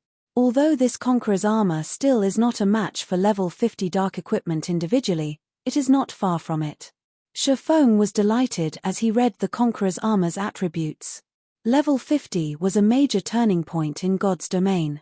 Top-tier equipment past this level would become incredibly difficult to obtain. Even level 50, 100-man team dungeons only dropped level 50 fine gold equipment and set equipment at best. Generally, players could only obtain level 50 dark gold equipment from super large-scale team dungeons. On its own, the improved Conqueror's armor was only slightly less valuable than a piece of epic equipment of the same level, but if he had 5 pieces of the improved version of this armor, each piece would be worth as much as a piece of ordinary epic equipment. Unlike the improved Conqueror's armor, epic equipment only provided powerful boosts to basic attributes and a few powerful skills.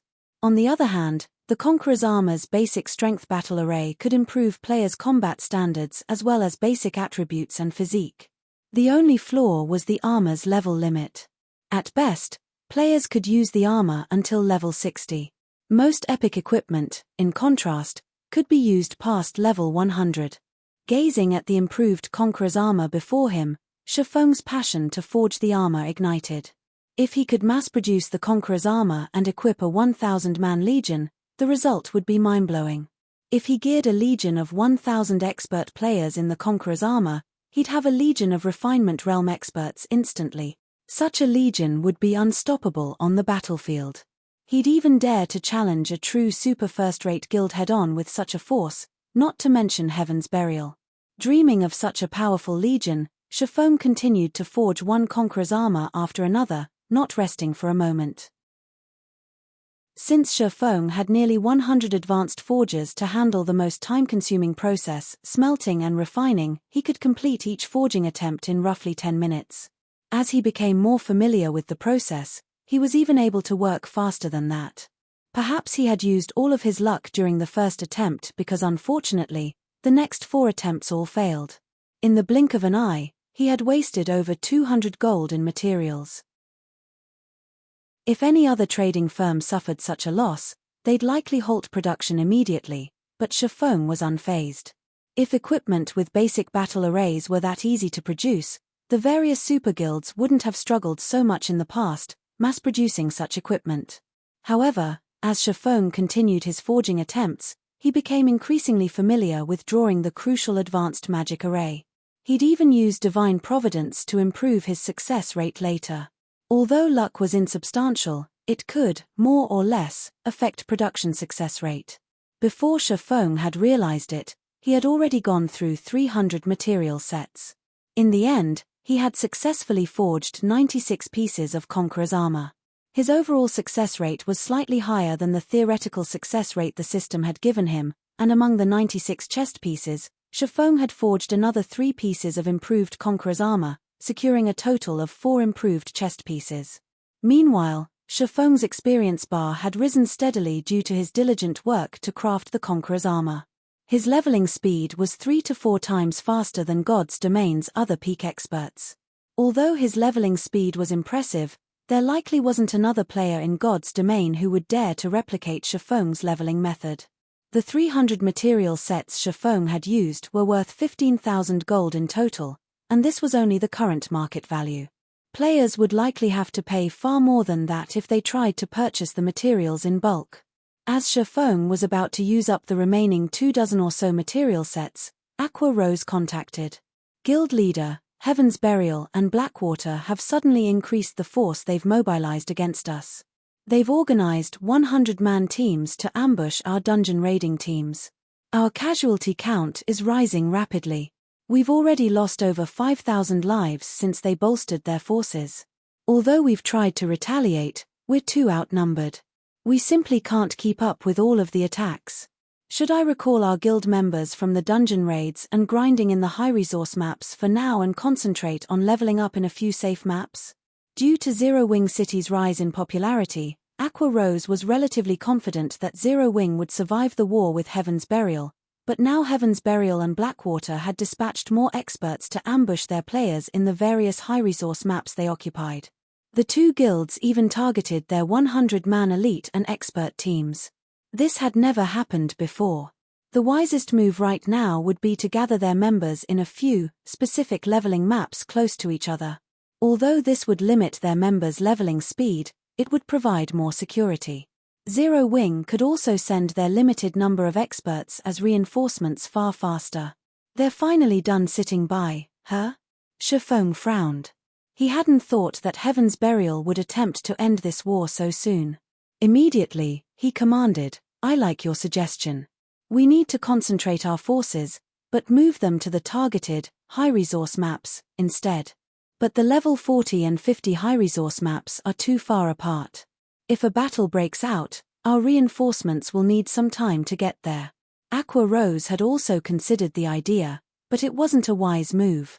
Zero Wing had a limited number of experts, and they weren't enough to cover multiple maps that were so far apart. It's fine. Just do as I say. Leave the rest to me. Shifeng simply smiled, not bothering to offer any further explanation. Select 100 skilled plate armor classes from the Dark God's Legion and send them my way. They have to be level 50 or higher. 100 people? Aqua Rose could not figure out what Shifeng intended to do.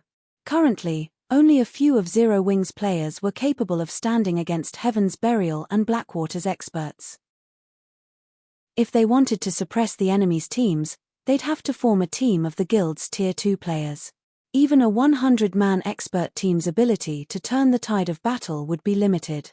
But since Shifeng had given the command, she had no choice but to follow it. Chapter 1598, Exterminate Heaven's Burial.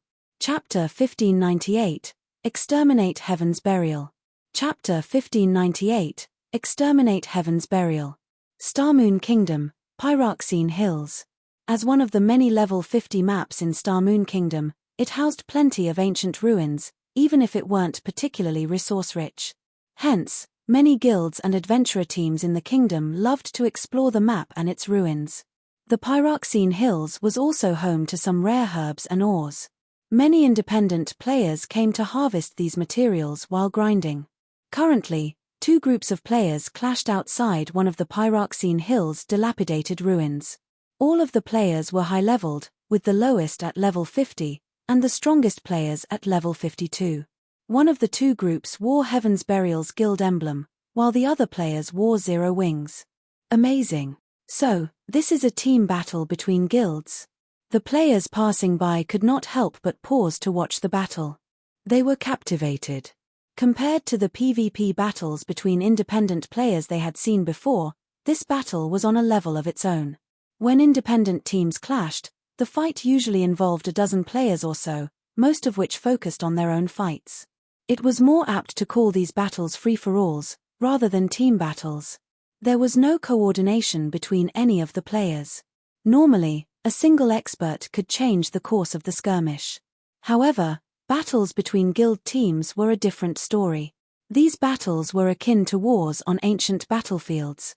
Each team had clear leadership, and guild teams focused on coordination among team members, seeking the enemy's weak points to strike. In such battles, individual experts had very little effect on the outcome.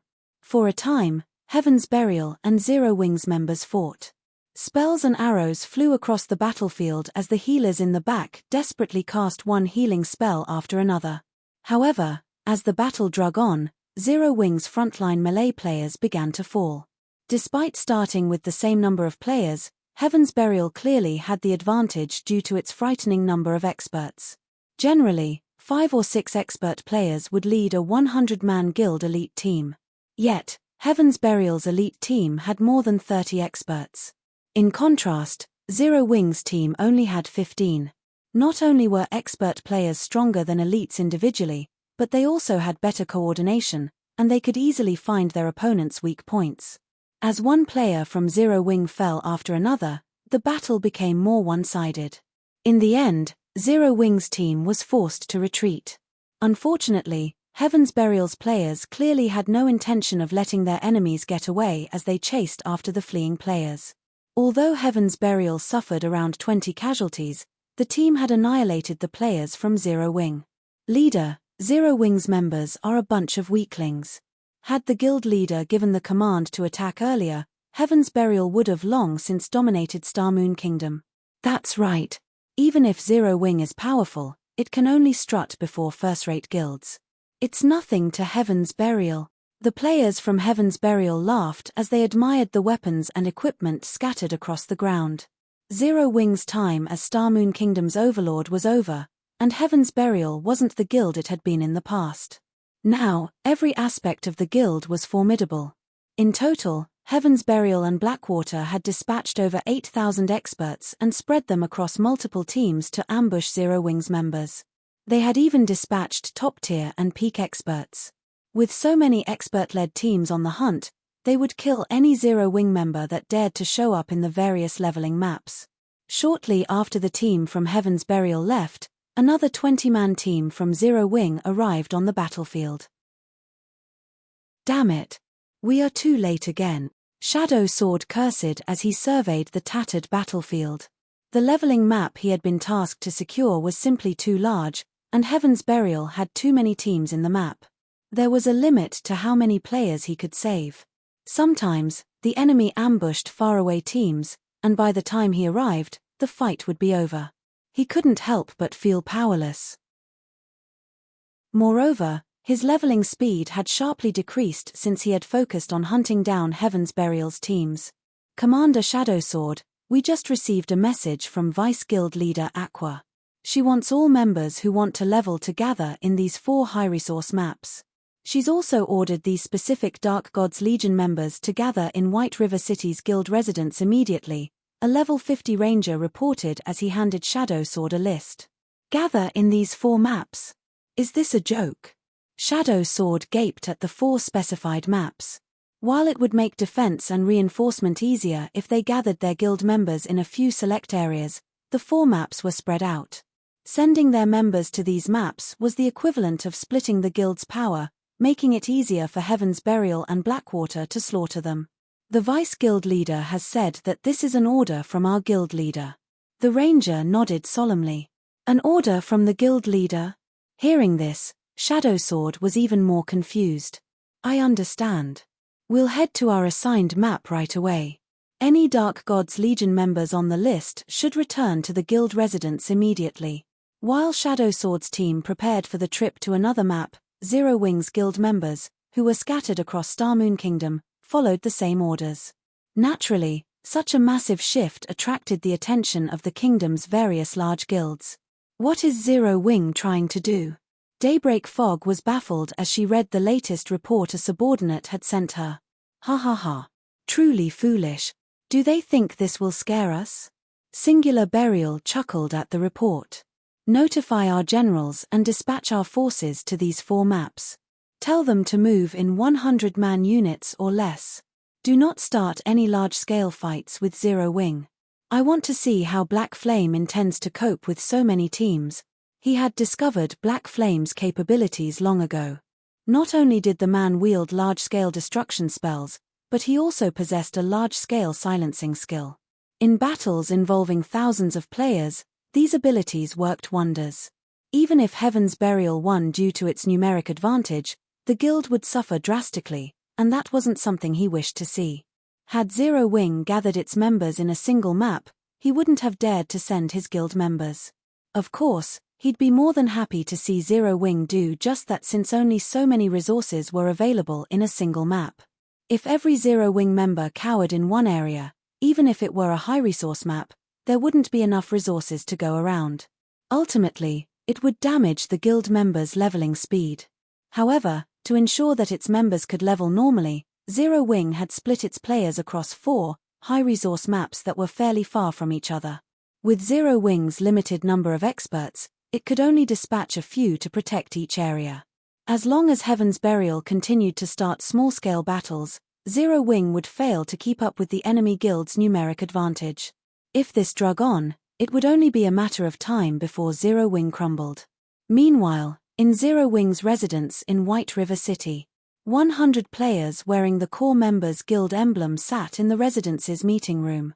The lowest level among the crowd was level 50, while the highest had reached level 52. All of these players could rank among the top regarding levels in any guild. As for their combat standards, the weakest among them had reached the middle stage of the Trial Tower's 6th floor, and the most powerful had reached the 7th floor. None of these players dared to utter a word as they watched the cloaked man before them, reverence and admiration filling their gazes. This cloaked man was none other than Black Flame, Zero Wing's guild leader and an expert of his own legends. Since everyone's here, let's get straight to business, Shafong said as he glanced at the players in the room.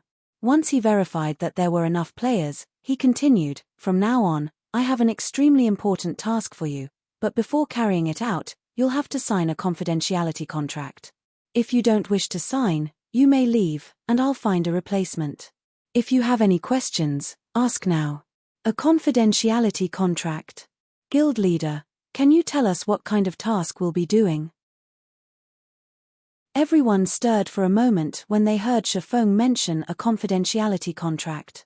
They were all profoundly curious about what Shifeng had in store for them, and not a single player among the crowd showed any signs of abstaining from the challenge. I'm sure you are all aware that Heaven's Burial has caused our guild quite a bit of trouble lately. The task I have for you is very simple. You'll annihilate Heaven's Burial. Chapter 1599, Count Your Deaths on Me. Chapter 1599, Count Your Deaths on Me. Chapter 1599, Count Your Deaths on Me. When Shifeng finished speaking, silence descended on the meeting room. Heaven's Burial shone like the midday sun in several kingdoms and empires neighboring the Orc Empire. Not only had it annexed many workshops and adventurer teams, but it had also captured ancient Rock City. Now, the guild had nearly as much overall strength as a super first-rate guild. Although Zero Wing was also powerful and had great growth potential, it wasn't as powerful as Heaven's Burial, which had both its own strength and the support of major corporations. In fact, as members of Zero Wing, they had prepared themselves for a long, arduous battle against their rival guild. Yet, Shifeng wanted them to exterminate Heaven's Burial. He had also made the declaration as if it were a matter of course. For a moment, they wondered if Shifeng had gone mad. However, they couldn't help but burn with fighting spirit, knowing that Shifeng had chosen them for this task. Those bastards from Heaven's Burial have always been an eyesore. Guild leader, just tell us what we need to do. We finally get to start a real fight with Heaven's Burial. I've been waiting to duke it out with Heaven's Burial for a long time. Those cowards only know how to hit and run. If given the chance, I'll beat them until not even their mothers recognize them. Everyone's blood boiled with excitement as they looked at Shifeng. Their hatred for Heaven's Burial was nothing new. In fact, that hatred had only increased due to the guild's shameless tactics. All right, since none of you have any issues, sign these confidentiality contracts. Shifeng nodded in satisfaction before handing out a contract. When players signed confidentiality contracts, they wouldn't be able to discuss the relevant information while logged into God's domain. Although the main God system could not regulate information in the real world, if one found evidence of someone violating their contract in the real world, they could hand the evidence over to the main God system. If the evidence were valid, the player would receive their deserved punishment, the severity of which would depend on the terms of the contract. Shifeng wanted to keep the Conqueror's Armor's battle array a secret. Although God's domain's various powers and players were bound to discover battle arrays eventually, he wanted to reserve the armor as one of the guild's trump cards. The later the various major powers discovered battle arrays, the better. The penalty Shifeng had set for breaking the confidentiality contract wasn't unusual. Any player who violated it would have their account permanently suspended. In general, guilds chose a consequence that would bar players from God's domain permanently if they violated a confidentiality contract regarding extremely important secrets. It would not even matter if players deleted their accounts, they'd never be able to log back in. Hence, guilds' core secrets hadn't often leaked in the past. The consequences of doing so would be devastating to players who had grown comfortable with God's domain's lifestyle. Permanently losing access to the game was more of a punishment than death itself. This was especially true for players who earned access to their guild's core secrets. Of course, there were bound to be players who would take the risk when offered an astronomical price. Once the 100 plate armor players from the Dark Gods Legion signed the contracts, Shifeng pulled one Conqueror's armor after another from his bag.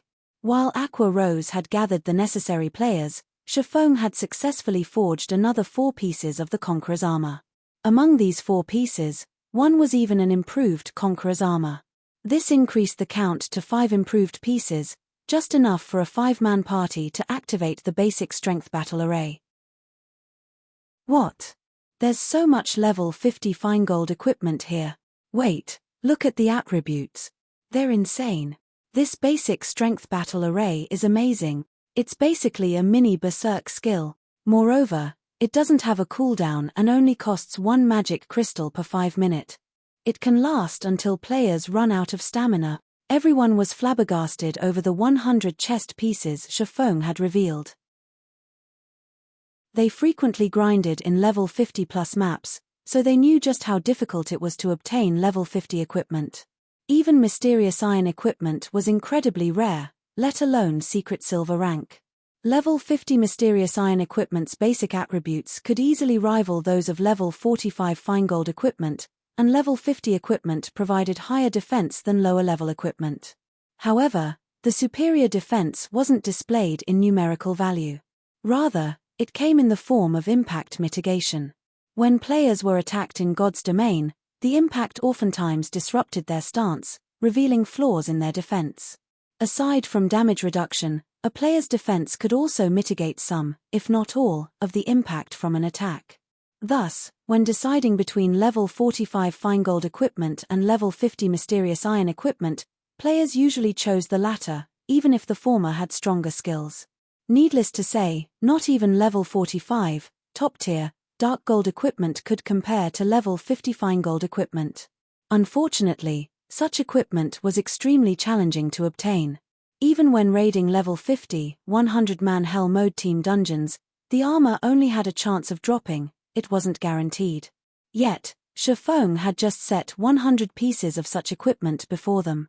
Moreover, the Conqueror's armor had a superb skill for large-scale combat. Every one of these players from the Dark Gods Legion felt as if they were dreaming. Only a few of them had level 50 dark gold equipment, while most of them still used level 45 dark gold equipment or a combination of level 50 mysterious iron and secret silver equipment. Even in a first-rate guild, their equipment would only be second to those who wore epic equipment. In response to these players' elation, Shifeng simply chuckled and shook his head. All of these players only had eyes for the Conqueror's armor's basic attributes. They had no idea that the fine gold ranked Conqueror's armor was even more valuable than level 60 dark gold equipment. I want each of you to select one of the chest pieces. Then, I'll split you into 20 parties of 5. Each party will take a healer and head to the 4 high-resource maps where we've sent our guild members to grind. I need all of you to continue the search for Heaven's Burial and Blackwater's members. If you find a group of 100 or fewer, kill them all. If the enemy overwhelms your team with numbers or peak experts are among their teams, notify the commanders responsible for the region, then send you reinforcements. If that is the case, you just need to keep an eye on the enemy. If they chase after you, try to kite them and regroup with the reinforcements. Shifeng strictly explained the details of their task as he eyes the players before him. By having the Dark Gods Legion members move in 6-man parties, they could move swiftly and stealthily. Although splitting these Dark Gods Legion members into 6-man parties, rather than 100-man teams, would limit the Legion's combat power, the smaller parties would seem like less of a threat to their enemies. This would make it easier for the Dark Gods Legion members to evade the enemy's detection. When Shifeng fell silent, everyone in the meeting room was dumbfounded. They even wondered if they had heard wrong. Shifeng actually wanted them to form 6-man parties to take on Heaven's Burial's 100-man teams. If they targeted ordinary 100-man teams, they'd be confident of their victory, but Heaven's Burial's teams were anything but ordinary. Each team was normally led by dozens of experts. If they assaulted such a force, they'd be attempting suicide, not starting a battle. Relax. I'll take responsibility for any of your death. Shifeng could see these players' confusion regarding his decision. However, he simply chuckled and said, "Or don't you have the courage for a task like this? So what if these 100-man teams are from Heaven's Burial? Guild leader, just you wait. Even if we don't kill them all, we'll definitely make them suffer." Initially, worry had gripped everyone's hearts, but after Shifeng had told them off in such a way, their fighting spirit began to burn anew. As Shifeng had implied, if they weren't even brave enough to do this, they might as well stop calling themselves experts. Good.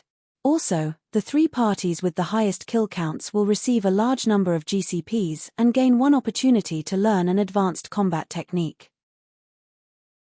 Whether or not you earn the opportunity will depend on your effort, Shifeng said, nodding in approval at everyone's high spirits. Immediately, he organized his players into parties before sending them off to the 4 high-resource maps. When they had heard that they might be able to learn an advanced combat technique, these players couldn't help their growing excitement. Advanced combat techniques were the guild's core secrets. It was extremely difficult to earn the opportunity to learn one. Normally, they'd only have the chance to earn the opportunity if they achieved some impressive feat or were selected by the guild for training, yet all they needed to do was rank among the top 3 for kill counts. Why wouldn't they be excited? After Shifeng finished with the Conqueror's armor and the 20 teams, he made his way towards Celiora's smithy in White River City to repair the disintegration armor. Chapter 1600 Legendary Armor's Power. Chapter 1600 Legendary Armor's Power. Chapter 1600 Legendary Armor's Power. The disintegration armor's existence was giving Shifeng a huge headache right now. As he was no longer at the World Summit, the disintegration armor's disintegration power was not being suppressed anymore. Meanwhile, with the dispelling of a portion of the evil power, the disintegration power leaking from the disintegration armor had intensified. As a result, the disintegration power, which initially suppressed his basic attributes by only 50%, now suppressed them by 60%. He didn't dare to recklessly remove the evil power suppressing the disintegration armor any further. After all, if he removed the evil power entirely, the suppression on him might become even stronger. If that happened, he would definitely be doomed. Hence, as a precaution, he decided to meet with Celiora first before doing anything else to the disintegration armor. Upon arriving at Celiora's smithy, things were just as usual. There were no guests before the cozy wooden house. Only the clangor of hammering came from it. There was nothing unusual about this place whatsoever. However, when Shifeng stepped into the smithy, it was as if he had entered an entirely different world. The mana density inside the smithy was far superior to even that of Zero Wing City. Meanwhile, at this moment, Celiora stood before a furnace smelting materials. Upon seeing Celiora's actions, Shifeng had to admit that a Grandmaster Forger was indeed different from a Master Forger. Master Forgers would normally use only flames when smelting and refining materials. However, Celiora was actually controlling a threefold magic array to imbue an oceanic amount of mana into her materials first before refining them using flames, which boosted the quality of her materials. Meanwhile, upon sensing Shifeng's entry into the smithy, Celiora sent him a glance. Although Celiora herself was not a combat-specialized NPC, Shifeng still felt as if Celiora saw through his soul when she looked at him. It seems you managed to find some god's power to remove that evil power while you were gone. It's a pity that the god's power you acquired was too little to completely remove that evil power, Celiora said, shaking her head as she looked at Shifeng. She then demanded, "Well, out with it. What are you here for? If you're looking for a method to suppress that disintegration power of yours, I don't have any solutions. Right now, the only thing you can do is gather enough God's power and remove that evil power as soon as possible. Otherwise, the disintegration armor will only lure even more orcs to you. Soon, it won't even matter if you're hiding inside a city, as those orcs would do anything to satisfy their greed for the disintegration power. If things drag on for too long, even NPC cities won't be able to stop the orcs." Shifeng could not help but be shocked when he heard Celiora's words. He had never thought that removing a portion of the evil power suppressing the disintegration armor would have such frightening effects. If what Celiora said was true, then he really wouldn't have any place he could hide in the future. "Lady Celiora, do you mean that if I manage to gather sufficient God's power, I'll be able to break free of my current predicament?" Shifeng asked curiously. Previously, the reason why he chose to deal with the problem regarding the disintegration armor quickly was the armor serving as a beacon that lured mutated orcs to him. This situation prevented him from taking action out in the fields freely. If he could not deal with this problem, he wouldn't be able to do anything at all in the future. That should be the case. After all, the only reason the disintegration armor is leaking disintegration power is the loss of its channeling abilities. If the materials making up the disintegration armor recover, they should be able to control this disintegration power, Celiora said, a hint of uncertainty in her tone. Upon hearing Celiora's explanation, Shifeng breathed out a sigh of relief. He then took out the disintegration armor and had it absorb the god crystals inside his bag. The advanced god crystal and the basic god crystal there shattered and transformed into streams of golden mist that flowed into the disintegration armor. When the golden mist suffused the disintegration armor, streams of pitch-black energy started flowing out of the armor. When Celeora saw this pitch-black energy corroding its surroundings, she could not help but be surprised and hurriedly activated the magic array set up inside her house.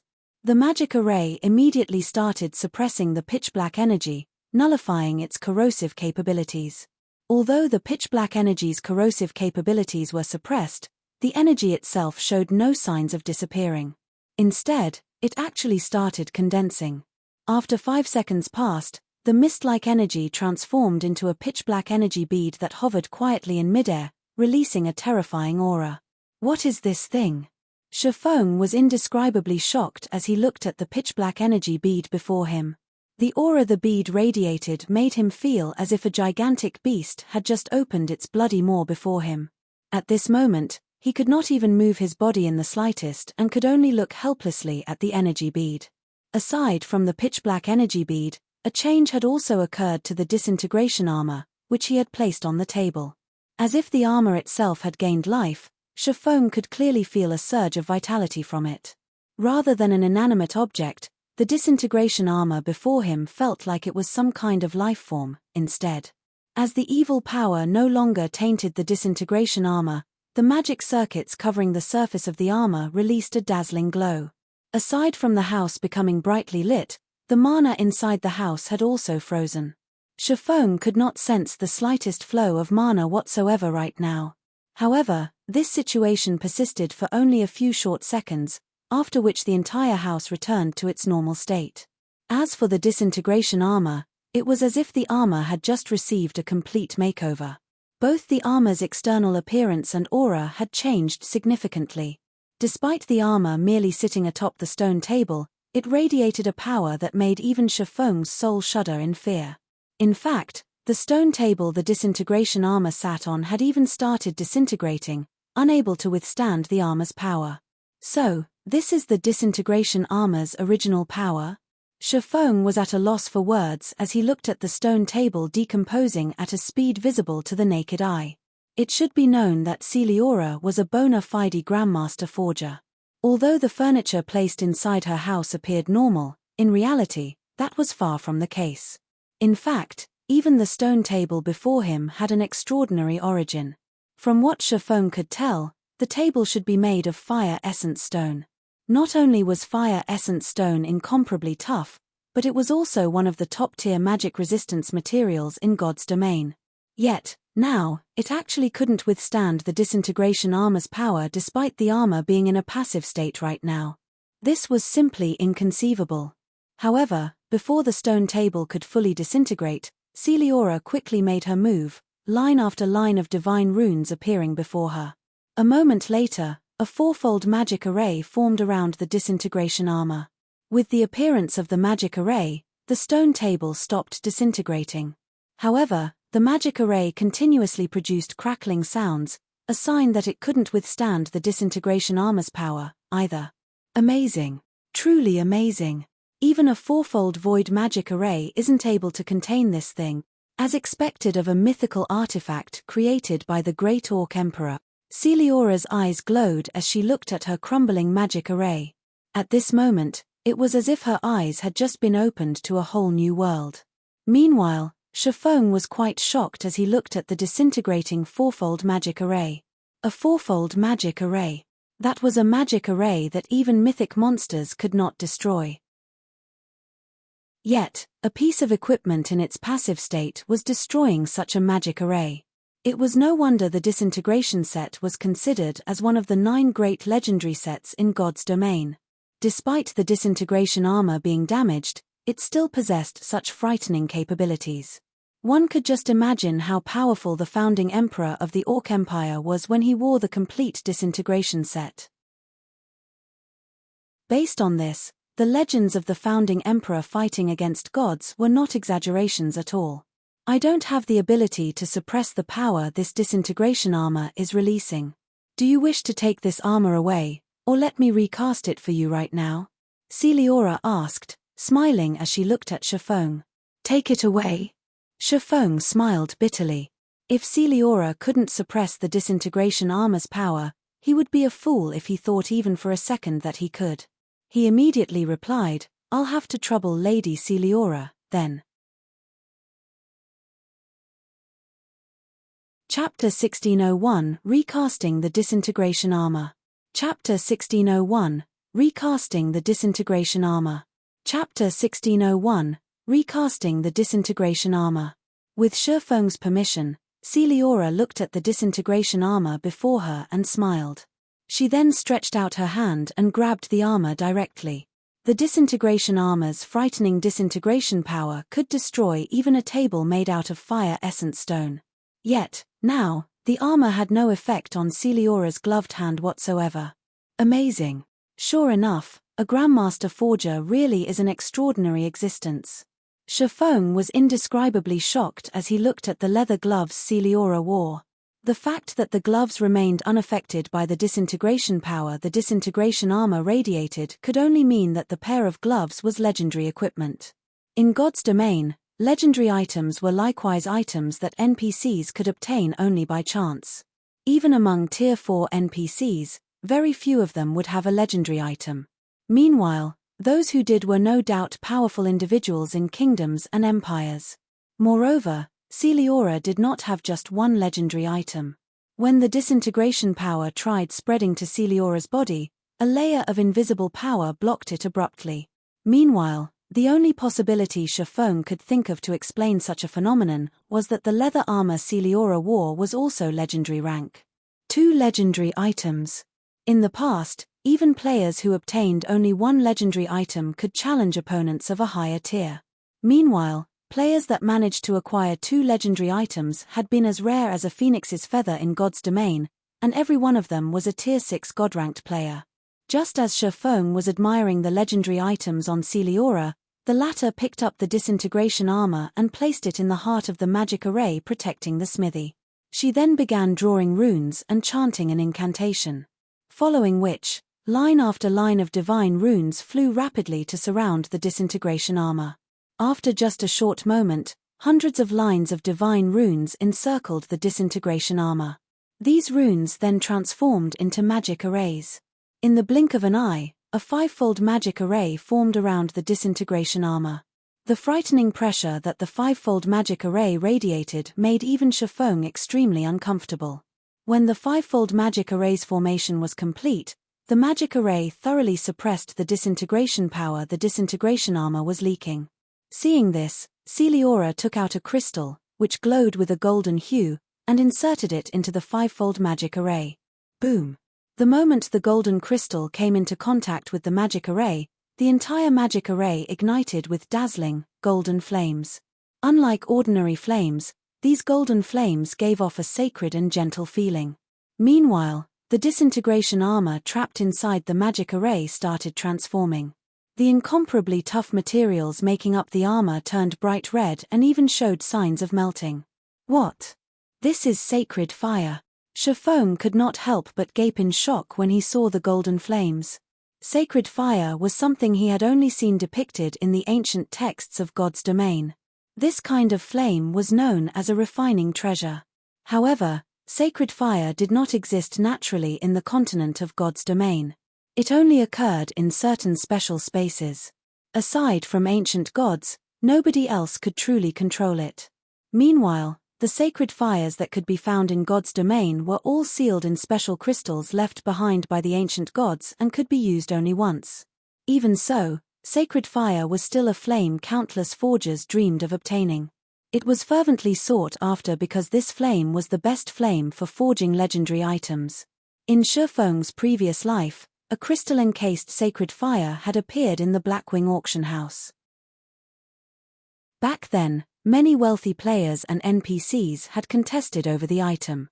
In the end, though, the Super Guild Battle Wolves had purchased it for an astronomical price of 310,000 gold, shocking the entire God's domain. Back then, many superpowers had ridiculed the Battle Wolves for being foolish. After all, the Super Guild had spent 310,000 gold for a one-time use item, which was a massive expenditure even for a Super Guild. However, in the end, one had to admit that it had been money well spent. Using the sacred fire, the Grandmaster Forger working for the Battle Wolves had created a legendary item. Although its performance was below average, it was still a legendary item at the very least. Fragmented legendary items could not compare to it.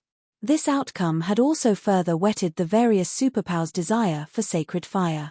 Shifeng had never imagined that Celeora had actually managed to get her hands on a sacred fire. Moreover, she even used it on the disintegration armor without asking for payment. If he was required to cover the cost, even if he sold himself now, he wouldn't be able to gather enough money. While Shifeng was lost in his thoughts, the disintegration armor inside the fivefold magic array had turned white-hot. Meanwhile, Celeora started writing another series of divine runes and merging them into the disintegration armor. Despite Shifeng having a certain level of understanding of divine runes, his mind was a complete blank when he looked at the divine runes Celeora wrote. 5 minutes later, the white-hot disintegration armor was covered entirely in golden runes. At this moment, Celeora stopped writing divine runes and breathed out a sigh of relief. Although her face was visibly tired, her eyes glowed with excitement. Good. Now is the time. Use your blood to establish a contract. Celeora suddenly shouted to Shifeng. As soon as Celeora said these words, a system notification entered his ears. System, do you wish to establish a blood contract and permanently contribute 200 points of every basic attribute to the disintegration armor? 200 points of every basic attribute? Shifeng could not help being shocked as he looked at the system notification. Permanently losing 200 points in every basic attribute was equivalent to losing 1,000 attribute points. Losing so many attribute points was no laughing matter. If an ordinary expert were placed in such a situation, their accounts would be crippled instantly. Even Shifeng would have great difficulty making up for such a loss. Shifeng had never expected the price of the disintegration armor to be so huge. System, you have 5 seconds remaining to make a decision. If you refuse, you will not have another chance in the future. Alright, I agree, Shifeng declared while clicking agree. Just like the system had stated, this was an opportunity for him. If he rejected it, who knew when he would gain another chance to obtain a legendary item in the future? Moreover, the disintegration armor was top-notch even among legendary items. In comparison, 1,000 attribute points was indeed an insignificant price to pay. Only, some of the advantages he had accumulated thus far would disappear as a result of this decision. After Shifeng clicked agree, a blood-red magic array appeared before him. He then placed both his hands on the magic array without hesitation. He felt power leaving his body right away. At the same time, blood-red magic circuits appeared on the surface of the disintegration armor. Once these magic circuits covered the entire disintegration armor, the armor released a pulse, as if it had just gained life. This pulse of power instantly shattered the fivefold magic array. In the next moment, Shifeng felt an even more frightening aura coming from the disintegration armor. However, unlike before, the aura the disintegration armor exuded this time did not affect Shifeng whatsoever.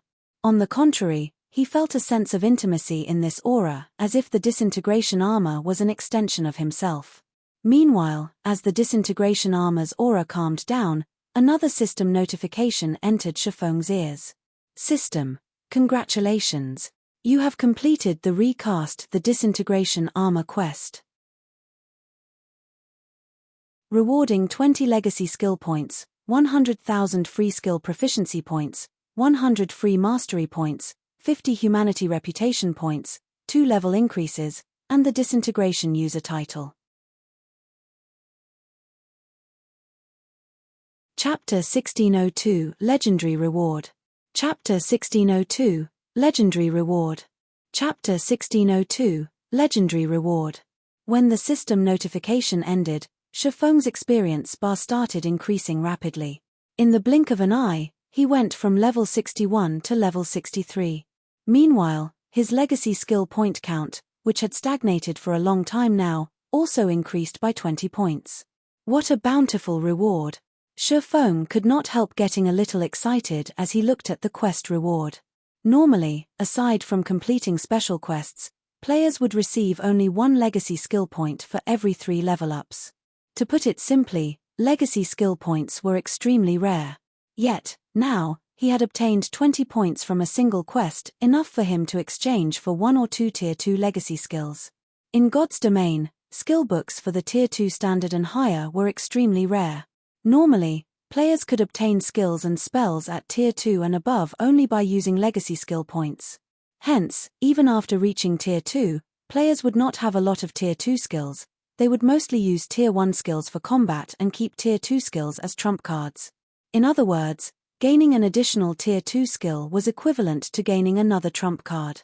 Moreover, aside from legacy skill points, the quest had also awarded him with 100,000 free skill proficiency points, which would allow him to fast-track leveling up his skills. Needless to say, as a skills level increased, its overall performance would improve as well. This, in turn, would enhance his combat power. Following which, Shifeng spent all of his legacy skill points to learn Purgatory Pentaslash, a Tier 2 legacy skill with maximum explosive power. Purgatory Pentaslash, action type. Requires, sword. Tier 2, level 1. Proficiency 030,000. Instantly execute 5 slashes, with each slash being stronger than the former. Each subsequent slash gains an additional 20% strength and 10% attack speed. Cooldown, 20 seconds. After learning the skill, Shifeng immediately invested 30,000 proficiency points to upgrade Purgatory Pentaslash to Tier 2, level 2. Now, each subsequent attack gained an additional 21% strength and 11% attack speed. Although the improvement was small, to a Tier 2 player, an addition of 1% strength could mean an increase of 10 strength. Not to mention, this addition would be repeated 4 times in total. As for the remaining 70,000 proficiency points, Shifeng used them to upgrade the Tier 1 Chop. Chop was a skill that swordsman players could learn at Tier 0. The skill could be upgraded only to the Tier 1 standard at maximum. However, it was a skill that players would frequently use in battle, as it had a very short cooldown. At the same time, the skill also dealt a relatively significant amount of damage. Hence, as long as swordsman players upgraded their chop skill, their overall DPS would improve as well. After Shifeng invested his remaining 70,000 proficiency points, his chop skill leveled up twice, instantly going from Tier 1, level 3 to Tier 1, level 5. Chop, action type. Requires, sword. Tier 1, level 5, proficiency 12 6 12 30 000. Additional 1,600 base damage. Deals up to 3 consecutive hits in 1 second.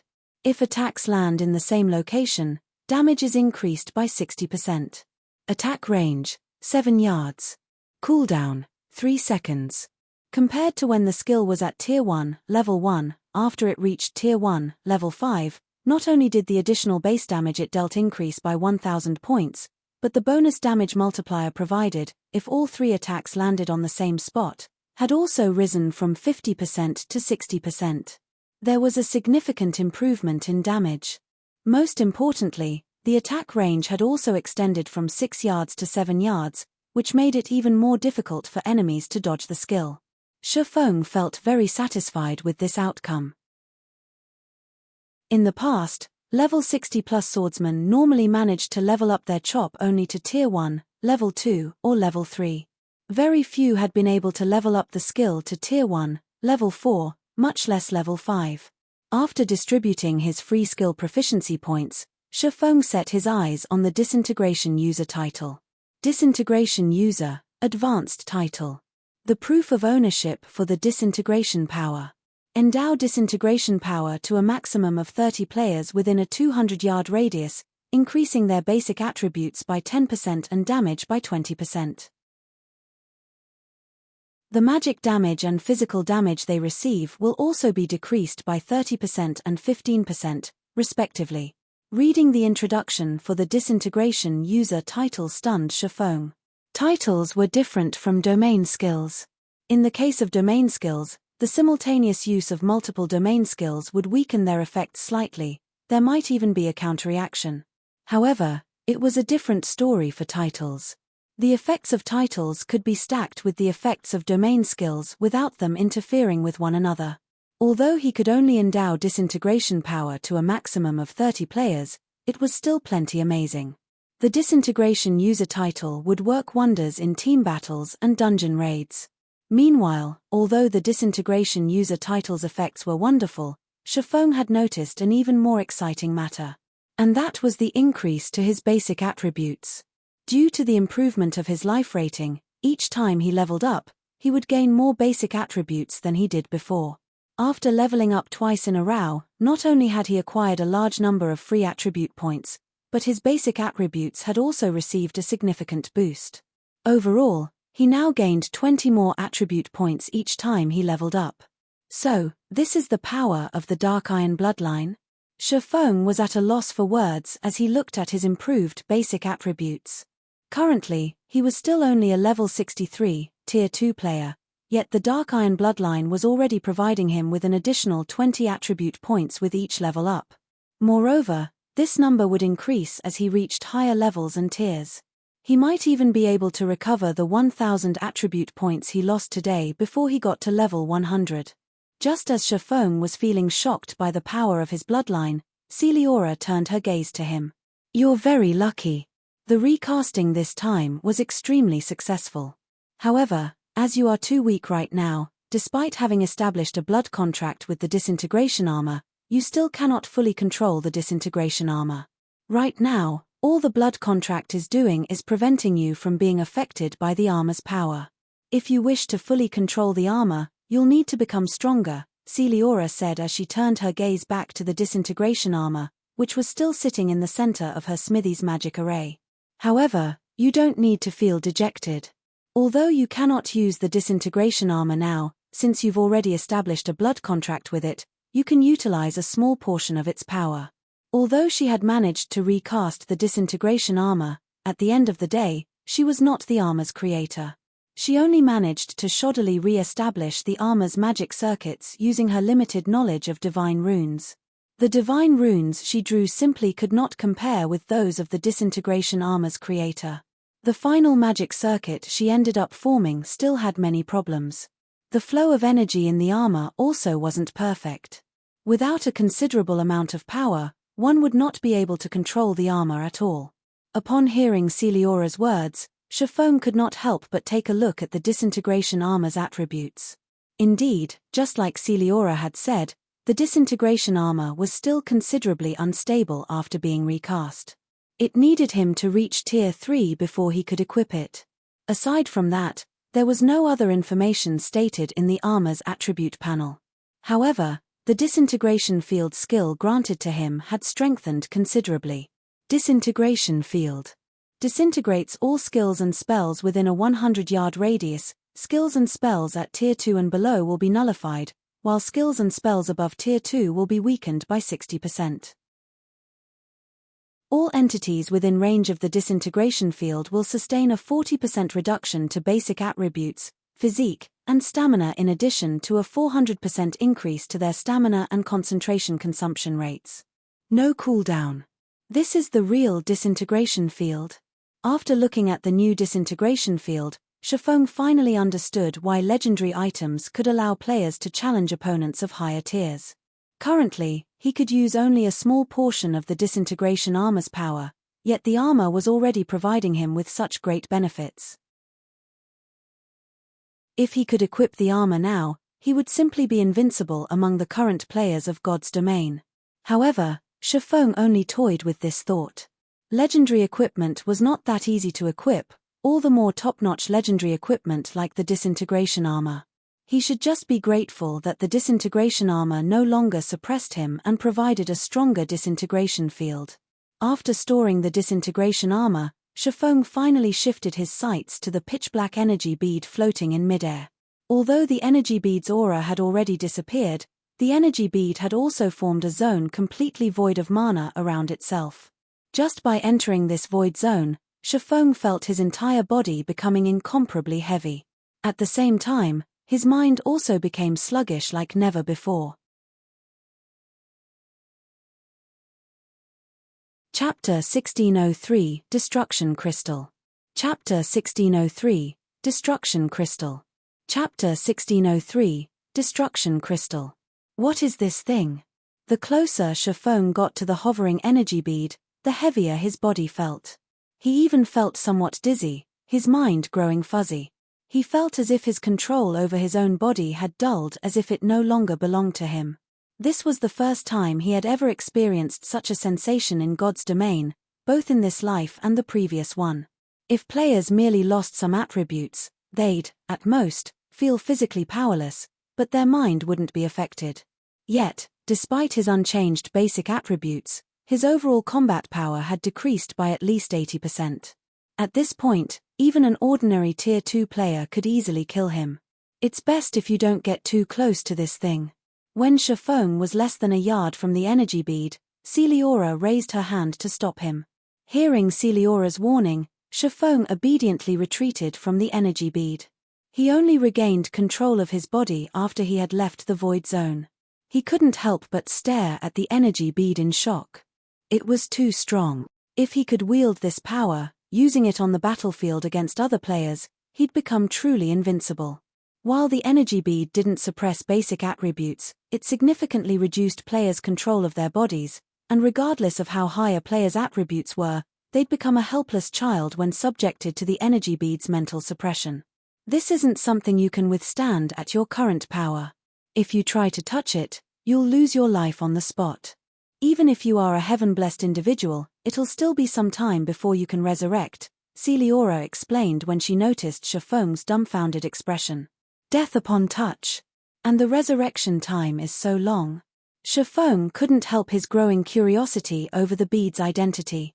Lady Celiora, what is this item? He had heard of many items that could kill players upon contact, but he had never heard of items increasing players' resurrection time. As far as he knew, only certain skills and high-tiered NPCs could do such a thing. The ability to absorb a player's soul was one such example. Yet, even after using omniscient eyes on the energy bead, the bead's inscription still said unknown. He couldn't even get a name. This is a destruction crystal, formed from the power of destruction. Not only can it destroy physical material, but it can also destroy souls. If even a strand of this power of destruction taints an immortal soul, it will need a long time to recover, Celiora explained as she watched the hovering, black bead. Although the destruction crystal is currently inactive, even the weak energy it's radiating is dangerous to you. After her explanation, Celiora began to chant an incantation, writing several lines of divine runes in the air as she did so. In seconds, the divine runes encased the destruction crystal. With a wave of her hand, Celiora sent the hovering crystal to Shifeng. You can consider this destruction crystal as an unexpected reward. Use it during a crucial moment to save your life, but be careful when you do. If not handled properly, you might sacrifice your own life during the process, Celiora gravely warned Shifeng. All right, you can leave now. I've gained a significant boon from recasting the disintegration armor, so I need to rest and process the information. Since I don't wish to be disturbed, I'll be leaving White River City for some time. Shifeng stored the destruction crystal and nodded to Celiora before taking his leave. Although it seemed as if Celiora hadn't done much, as a master forger, Shifeng was familiar with the delicacy of re-establishing the disintegration armor's magic circuits. The process would even exhaust a grandmaster forger like Celiora. After leaving Celiora's smithy, Shifeng could no longer bottle his curiosity as he inspected the destruction crystal in his bag. Destruction crystal, consumable. Sealed by Celiora. When unsealed, unleashes the power of destruction in a 1,000-yard radius. A 1,000-yard AoE? Shifeng's jaw dropped when he read the introduction text. The destruction crystal's AoE was even stronger than Tier 4 large-scale destruction spells, but unlike these spells, which could be cast from a distance, the disintegration crystal would explode the moment the seal was lifted. Even if a player threw the thing when they activated it, they'd be lucky to get it 100 yards away and would still get caught in the AoE. Meanwhile, the power of destruction would damage both the physical body and the soul. If this power killed a player, the consequences would be even more severe than if their immortal soul were absorbed. It was no wonder why Celiora warned him to take care when using the destruction crystal. I mustn't use this unless it's absolutely necessary. When Shifeng recalled the feeling of standing too close to the power of destruction, his heart skipped a beat. However, now that he had dealt with the disintegration armor, his basic attributes were free of its suppression. Moreover, he no longer had to worry about mutated orcs targeting him out in the fields. He could now execute his plans without worry. As Shifeng prepared to visit Zero Wing City to check on its situation, his system communicator rang. Phoenix Rain. Shifeng could not help his curiosity when he saw the caller ID. Phoenix Rain had been very busy lately. After gaining control of a portion of Thunder Island, she had quickly taken advantage of the opportunity to grow her faction's strength. In addition, she still had to keep an eye on Nine Dragons Emperor. She should be busy as hell, without a minute to spare, yet she was contacting him. Naturally, Shifeng picked up the call. Yifeng, I've just received some important information. You should be very careful of Heaven's Burial, Phoenix Rain said somberly.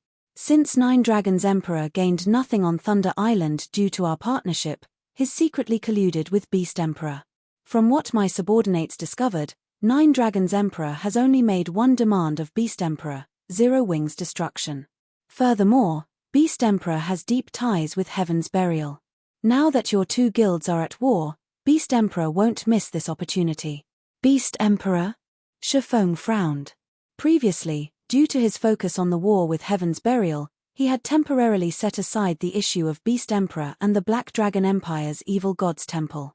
If Beast Emperor really got involved in this guild war, Zero Wing would be at a disadvantage, yet Shifeng didn't know the Evil Gods Temple's exact whereabouts in the Black Dragon Empire and Starmoon Kingdom. Beast Emperor also moved like a ghost, and right now, Shifeng had no way of dealing with the man. You should also be careful of Heaven's Burial's Lei Jingyang. Although Lei Jingyang only leads a workshop, the Thunder Legion under his command has quite a few refinement realm experts. Moreover, the Thunder Legion's members are extremely adept in field combat. When Crimson Emperor tried to contest Lei Jingyang's group over an ancient ruin, the guild actually lost. Even Cuttlefish, the commander of Crimson Emperor's Trump Card Legion, died. It's best if you avoid small-scale field battle with Lei Jingyang's people, Phoenix Rain warned. Even Cuttlefish lost. Shifeng was surprised. Crimson Emperor was a super first-rate guild and in no way weaker than the Dragon Phoenix Pavilion. Naturally, Cuttlefish, who commanded the guild's Trump Card Legion, was a powerful individual. Although he was not a domain realm expert, he had a wealth of combat experience. He was also the Guardian Knight and ranked 77th on the God's Domain Experts list, earning the nickname Iron Wall. In a one-on-one fight, even domain realm experts would struggle to kill him. Furthermore, Cuttlefish was constantly surrounded by his own experts. Shifeng found it hard to believe that Lei Jingyang had actually killed the man. In any case, just be careful, Phoenix Rain reiterated.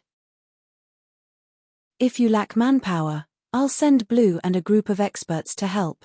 I'm sure that Heaven's Burial will hold back from doing anything drastic with the Dragon Phoenix Pavilion's members around. Thank you for the offer, but we'll handle this ourselves. After all, I'm sure that you have your own issues to deal with.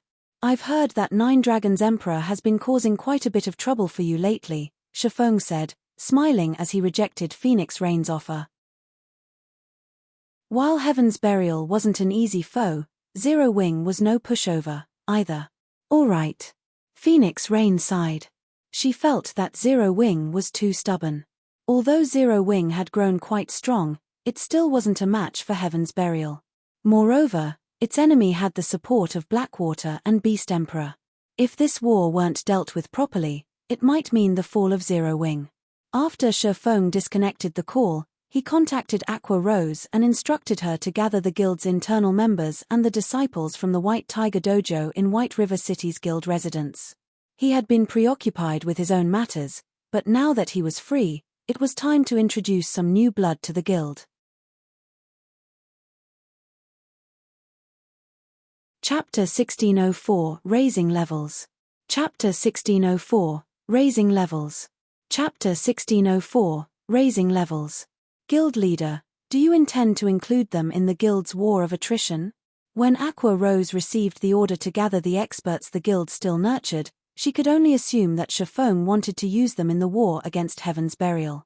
Currently, Zero Wing severely lacked expert players. Moreover, both the guild's internal members and the disciples from the White Tiger Dojo had improved their standards considerably. Some of the more powerful players had already reached the Trial Tower's 6th floor. Even in a super guild, these players would be considered experts. If they could send these players to the field, they could help make up for Zero Wing's lack of experts. MHM. In any case, they need training to improve their techniques. They'll grow much faster in live combat. Shifeng nodded. Although that is true, their levels aren't high enough. The highest leveled among them is only level 39, while most of them aren't even level 35 yet.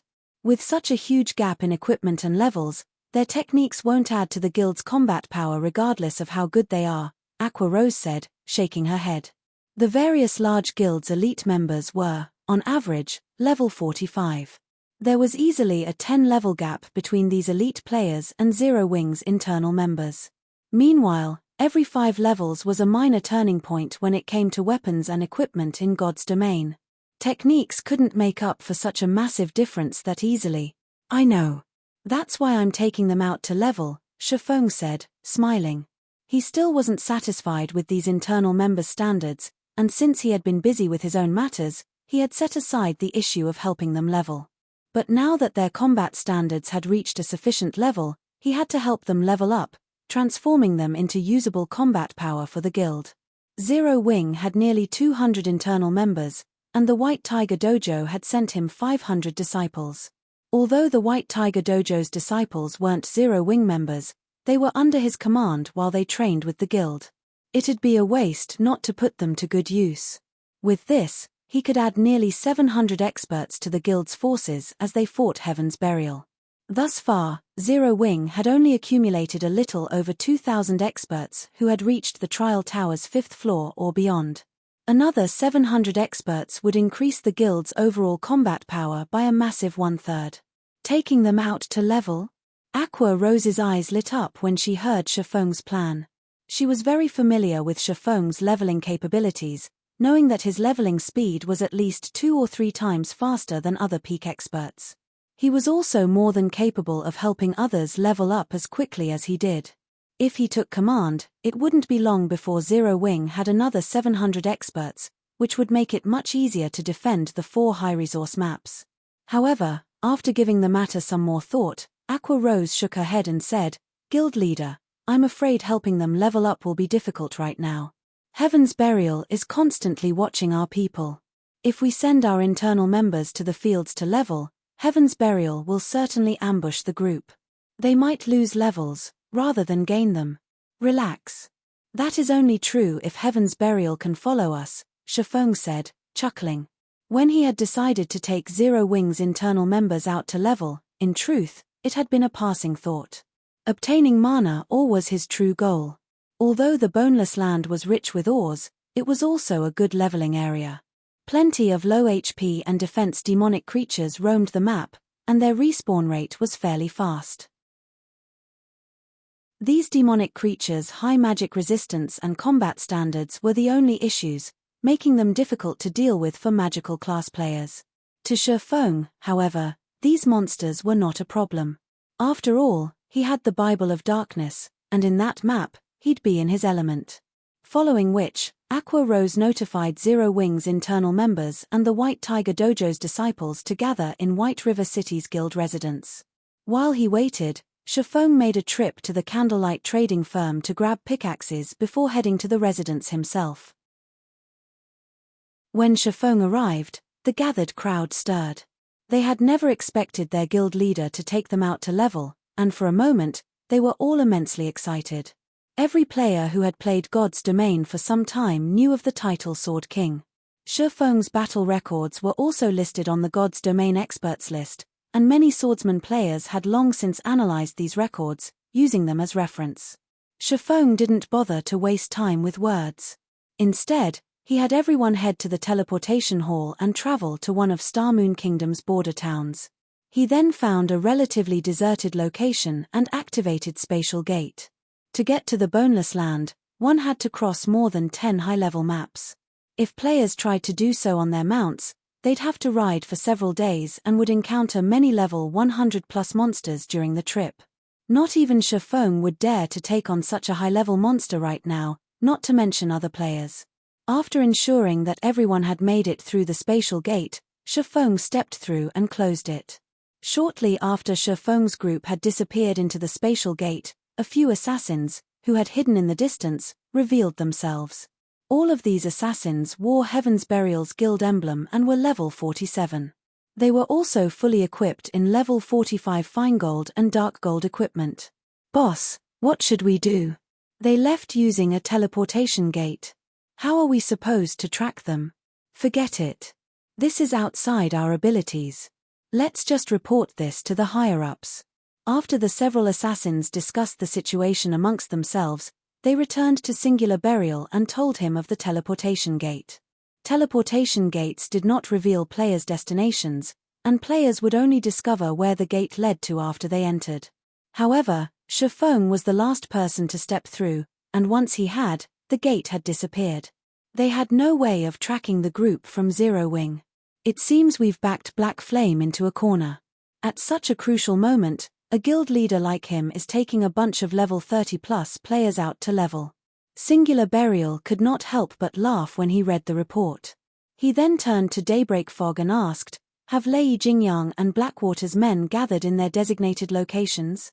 "Most of their forces have arrived.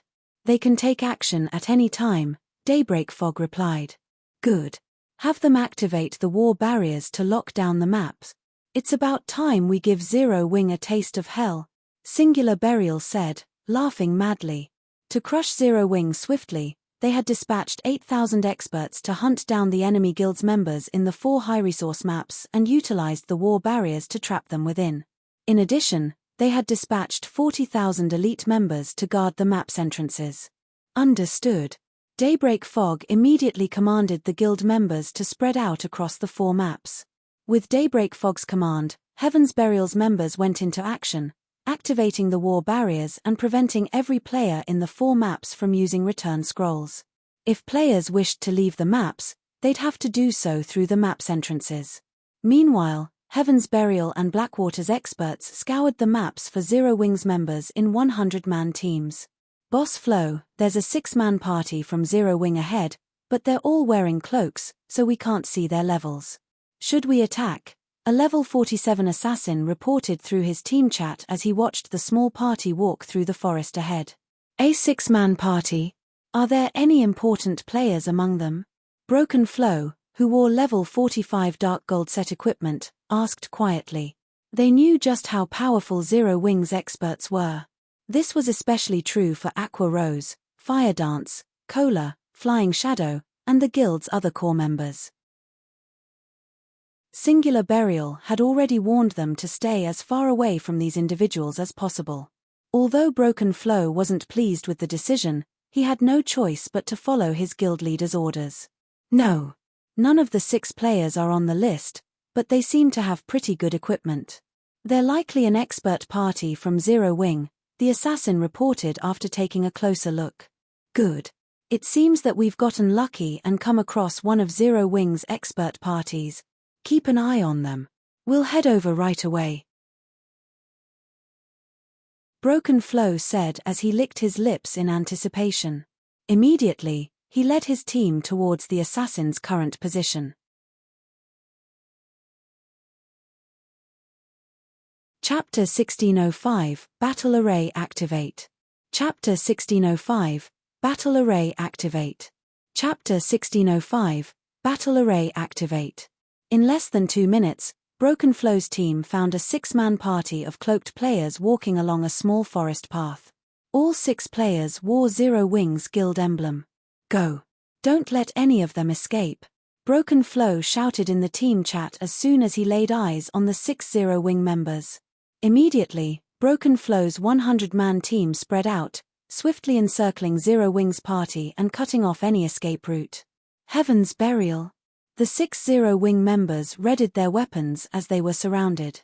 "You guys sure are unlucky to attract my attention," Broken Flow grinned at the 6 cloaked players. Immediately, He removed the level 45 dark gold greatsword from his back and approached the six at a leisurely pace. At the same time, he pulled a potion from his bag and drank it. He then commanded, "Everyone, guard the area. Make sure no one escapes. I want to take proper care of these Zero-Wing members." When Heaven's Burial's members heard Broken Flow's command, they couldn't help their growing excitement and anticipation. These players sure are unlucky. It seems like the commander wants to finish them off personally. The last time the commander took action, he even gave an expert party from a first-rate guild a miserable beating.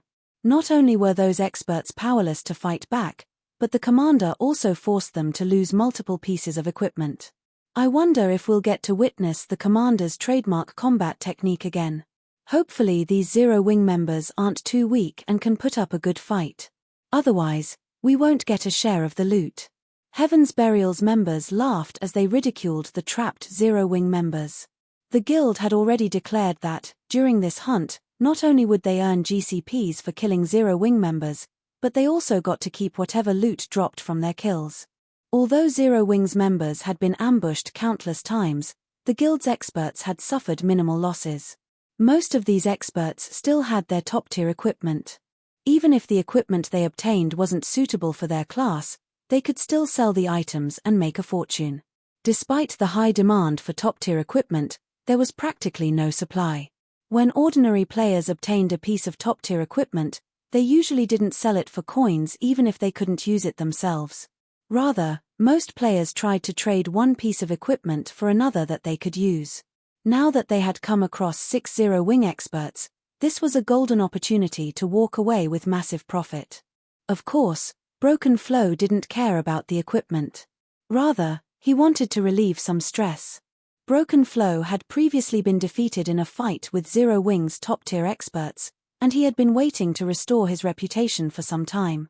Now, however, the guild had forbidden its members from fighting Zero-Wing's top-tier experts. Naturally, Broken Flow was annoyed. However, killing Zero-Wing's elite members was boring.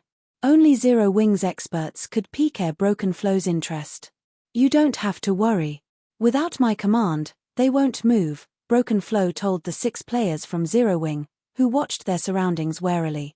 With a calm smile, he continued, "If you want to leave this place alive, there's only one way to do it: defeat me.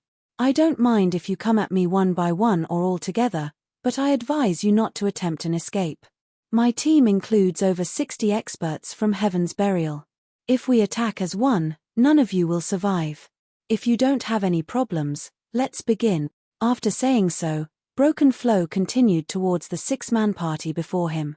His lax attitude proved that he didn't view the 6 experts before him as proper opponents whatsoever.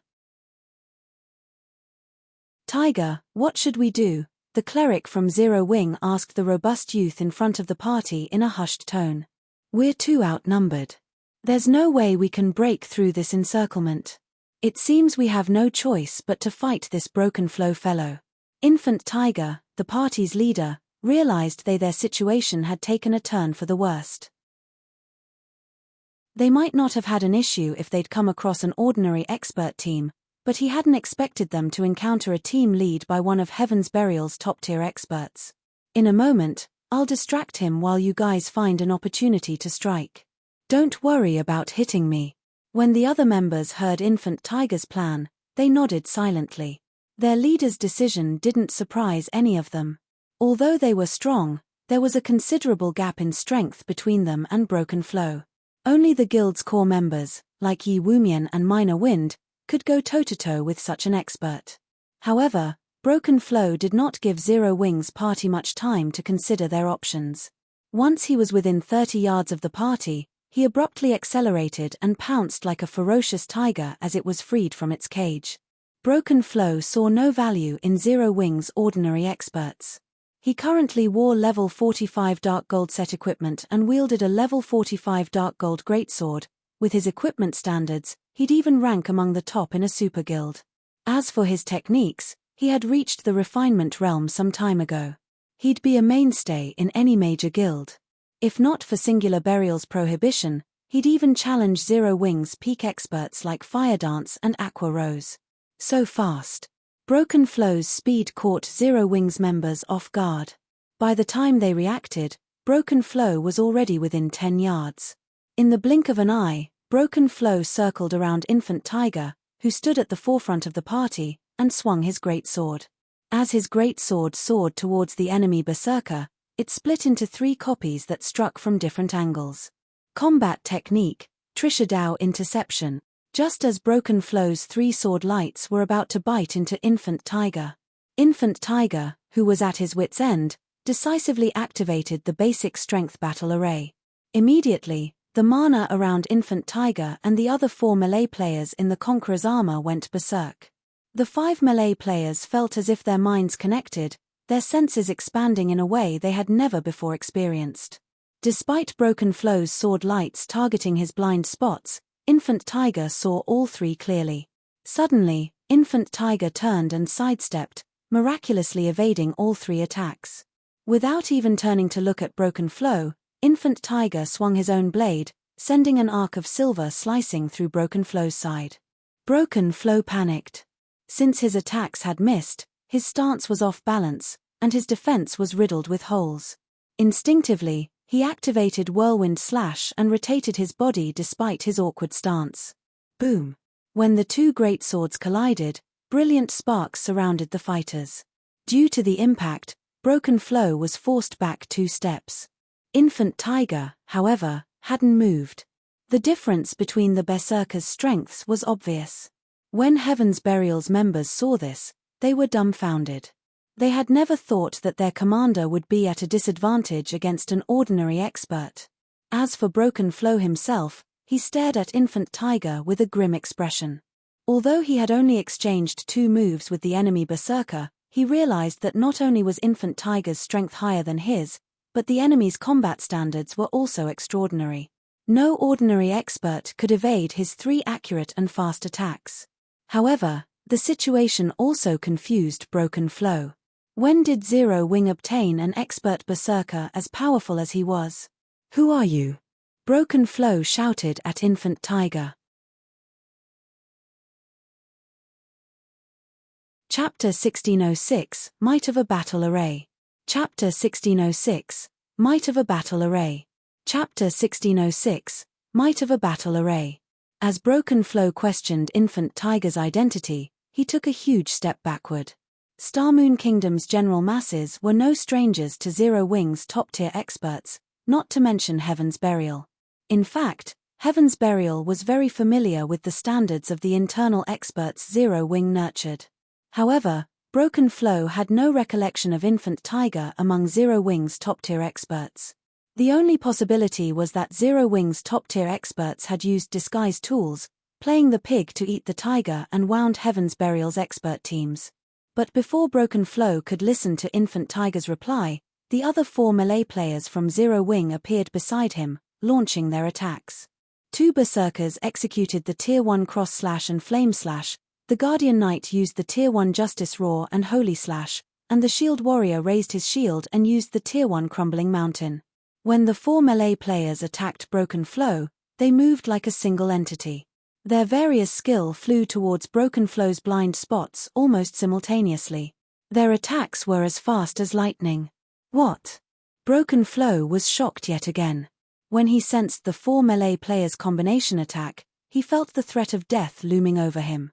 On instinct, he activated the Tier 1 Taboo skill, Hurricane's Descent, and created a powerful hurricane around himself using his great sword. The Taboo skill incorporated both offense and defense in a perfect balance. Peng! Peng! Peng!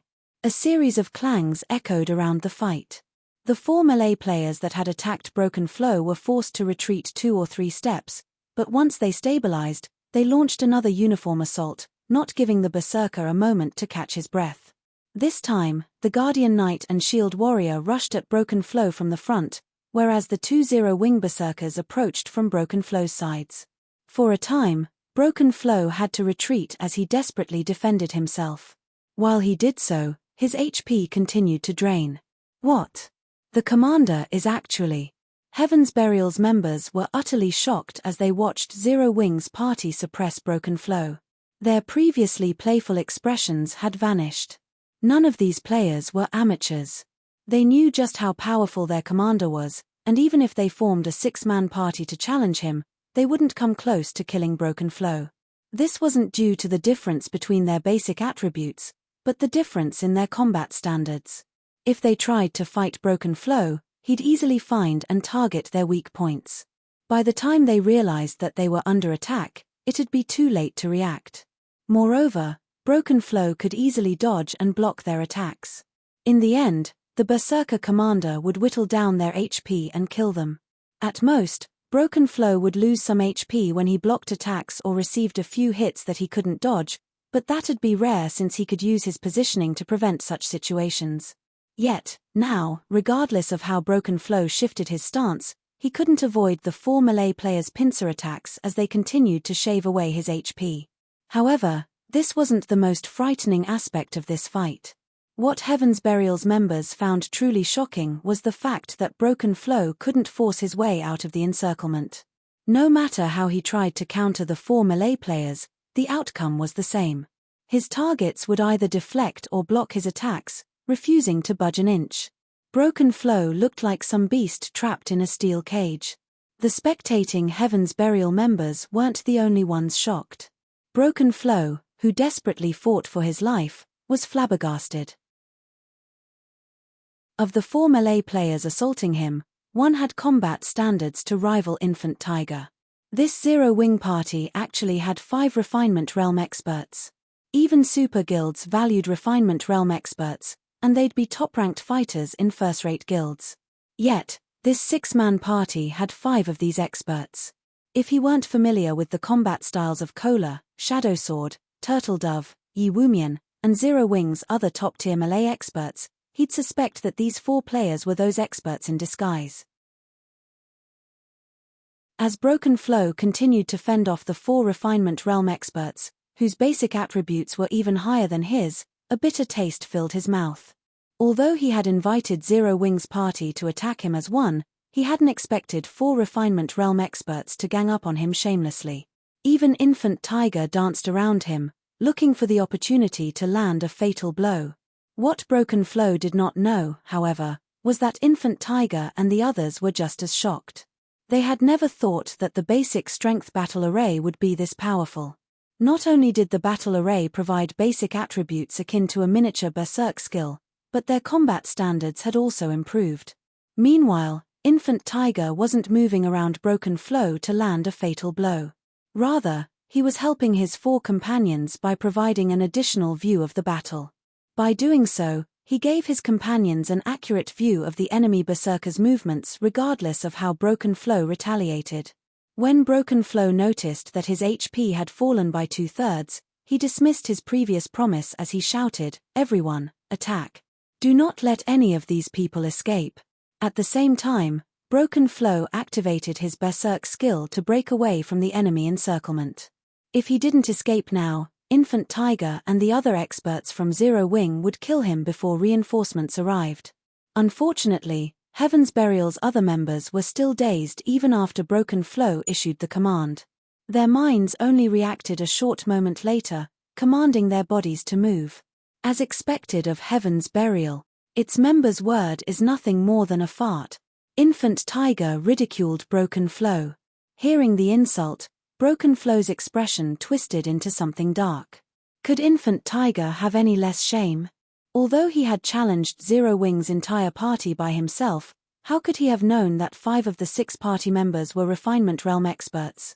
Moreover, their coordination was so seamless that they moved as if they shared one body. Against such coordinated attacks, this team could even defeat a Flowing Water Realm expert, much less Broken Flow. However, Broken Flow's call for help prompted Infant Tiger and the others to activate Power of Darkness. Once their basic attributes soared, they launched another ruthless assault against the Berserker. This time, however, they held nothing back. After Shifeng had upgraded the Bible of Darkness, the power of darkness he granted his allies had grown stronger as well. Although Broken Flow's berserk skill was powerful, it was subpar compared to the improved power of darkness. In addition, Broken Flow's basic attributes were already lower than Infant Tiger and his companions. When both sides had activated their berserk skills, the gap between them only widened. Before the healers from Heaven's Burial could get within range, Zero Wing's Guardian Knight and Shield Warrior slammed their shields into broken flow, forcing the berserker off balance. Infant Tiger and the other two berserkers then appeared behind their target, launching a joint assault. Chop, flame slash, cross slash. Even under normal circumstances, Broken Flow would struggle to cope with these three simultaneous attacks. In the end, all three attacks landed squarely, draining his remaining HP. As his body collapsed, he dropped 3 pieces of level 45 dark gold equipment. Commander, how is this possible? Heaven's Burial's members were dazed when they watched their commander die. They had never dreamed that a peak expert like Broken Flow could be killed so easily. Moreover, Broken Flow had been slain by a bunch of Zero Wing members they had never even heard of. You're tuning in to the Celestial War YouTube channel. Don't forget to subscribe and join us on this journey to catch the most captivating stories.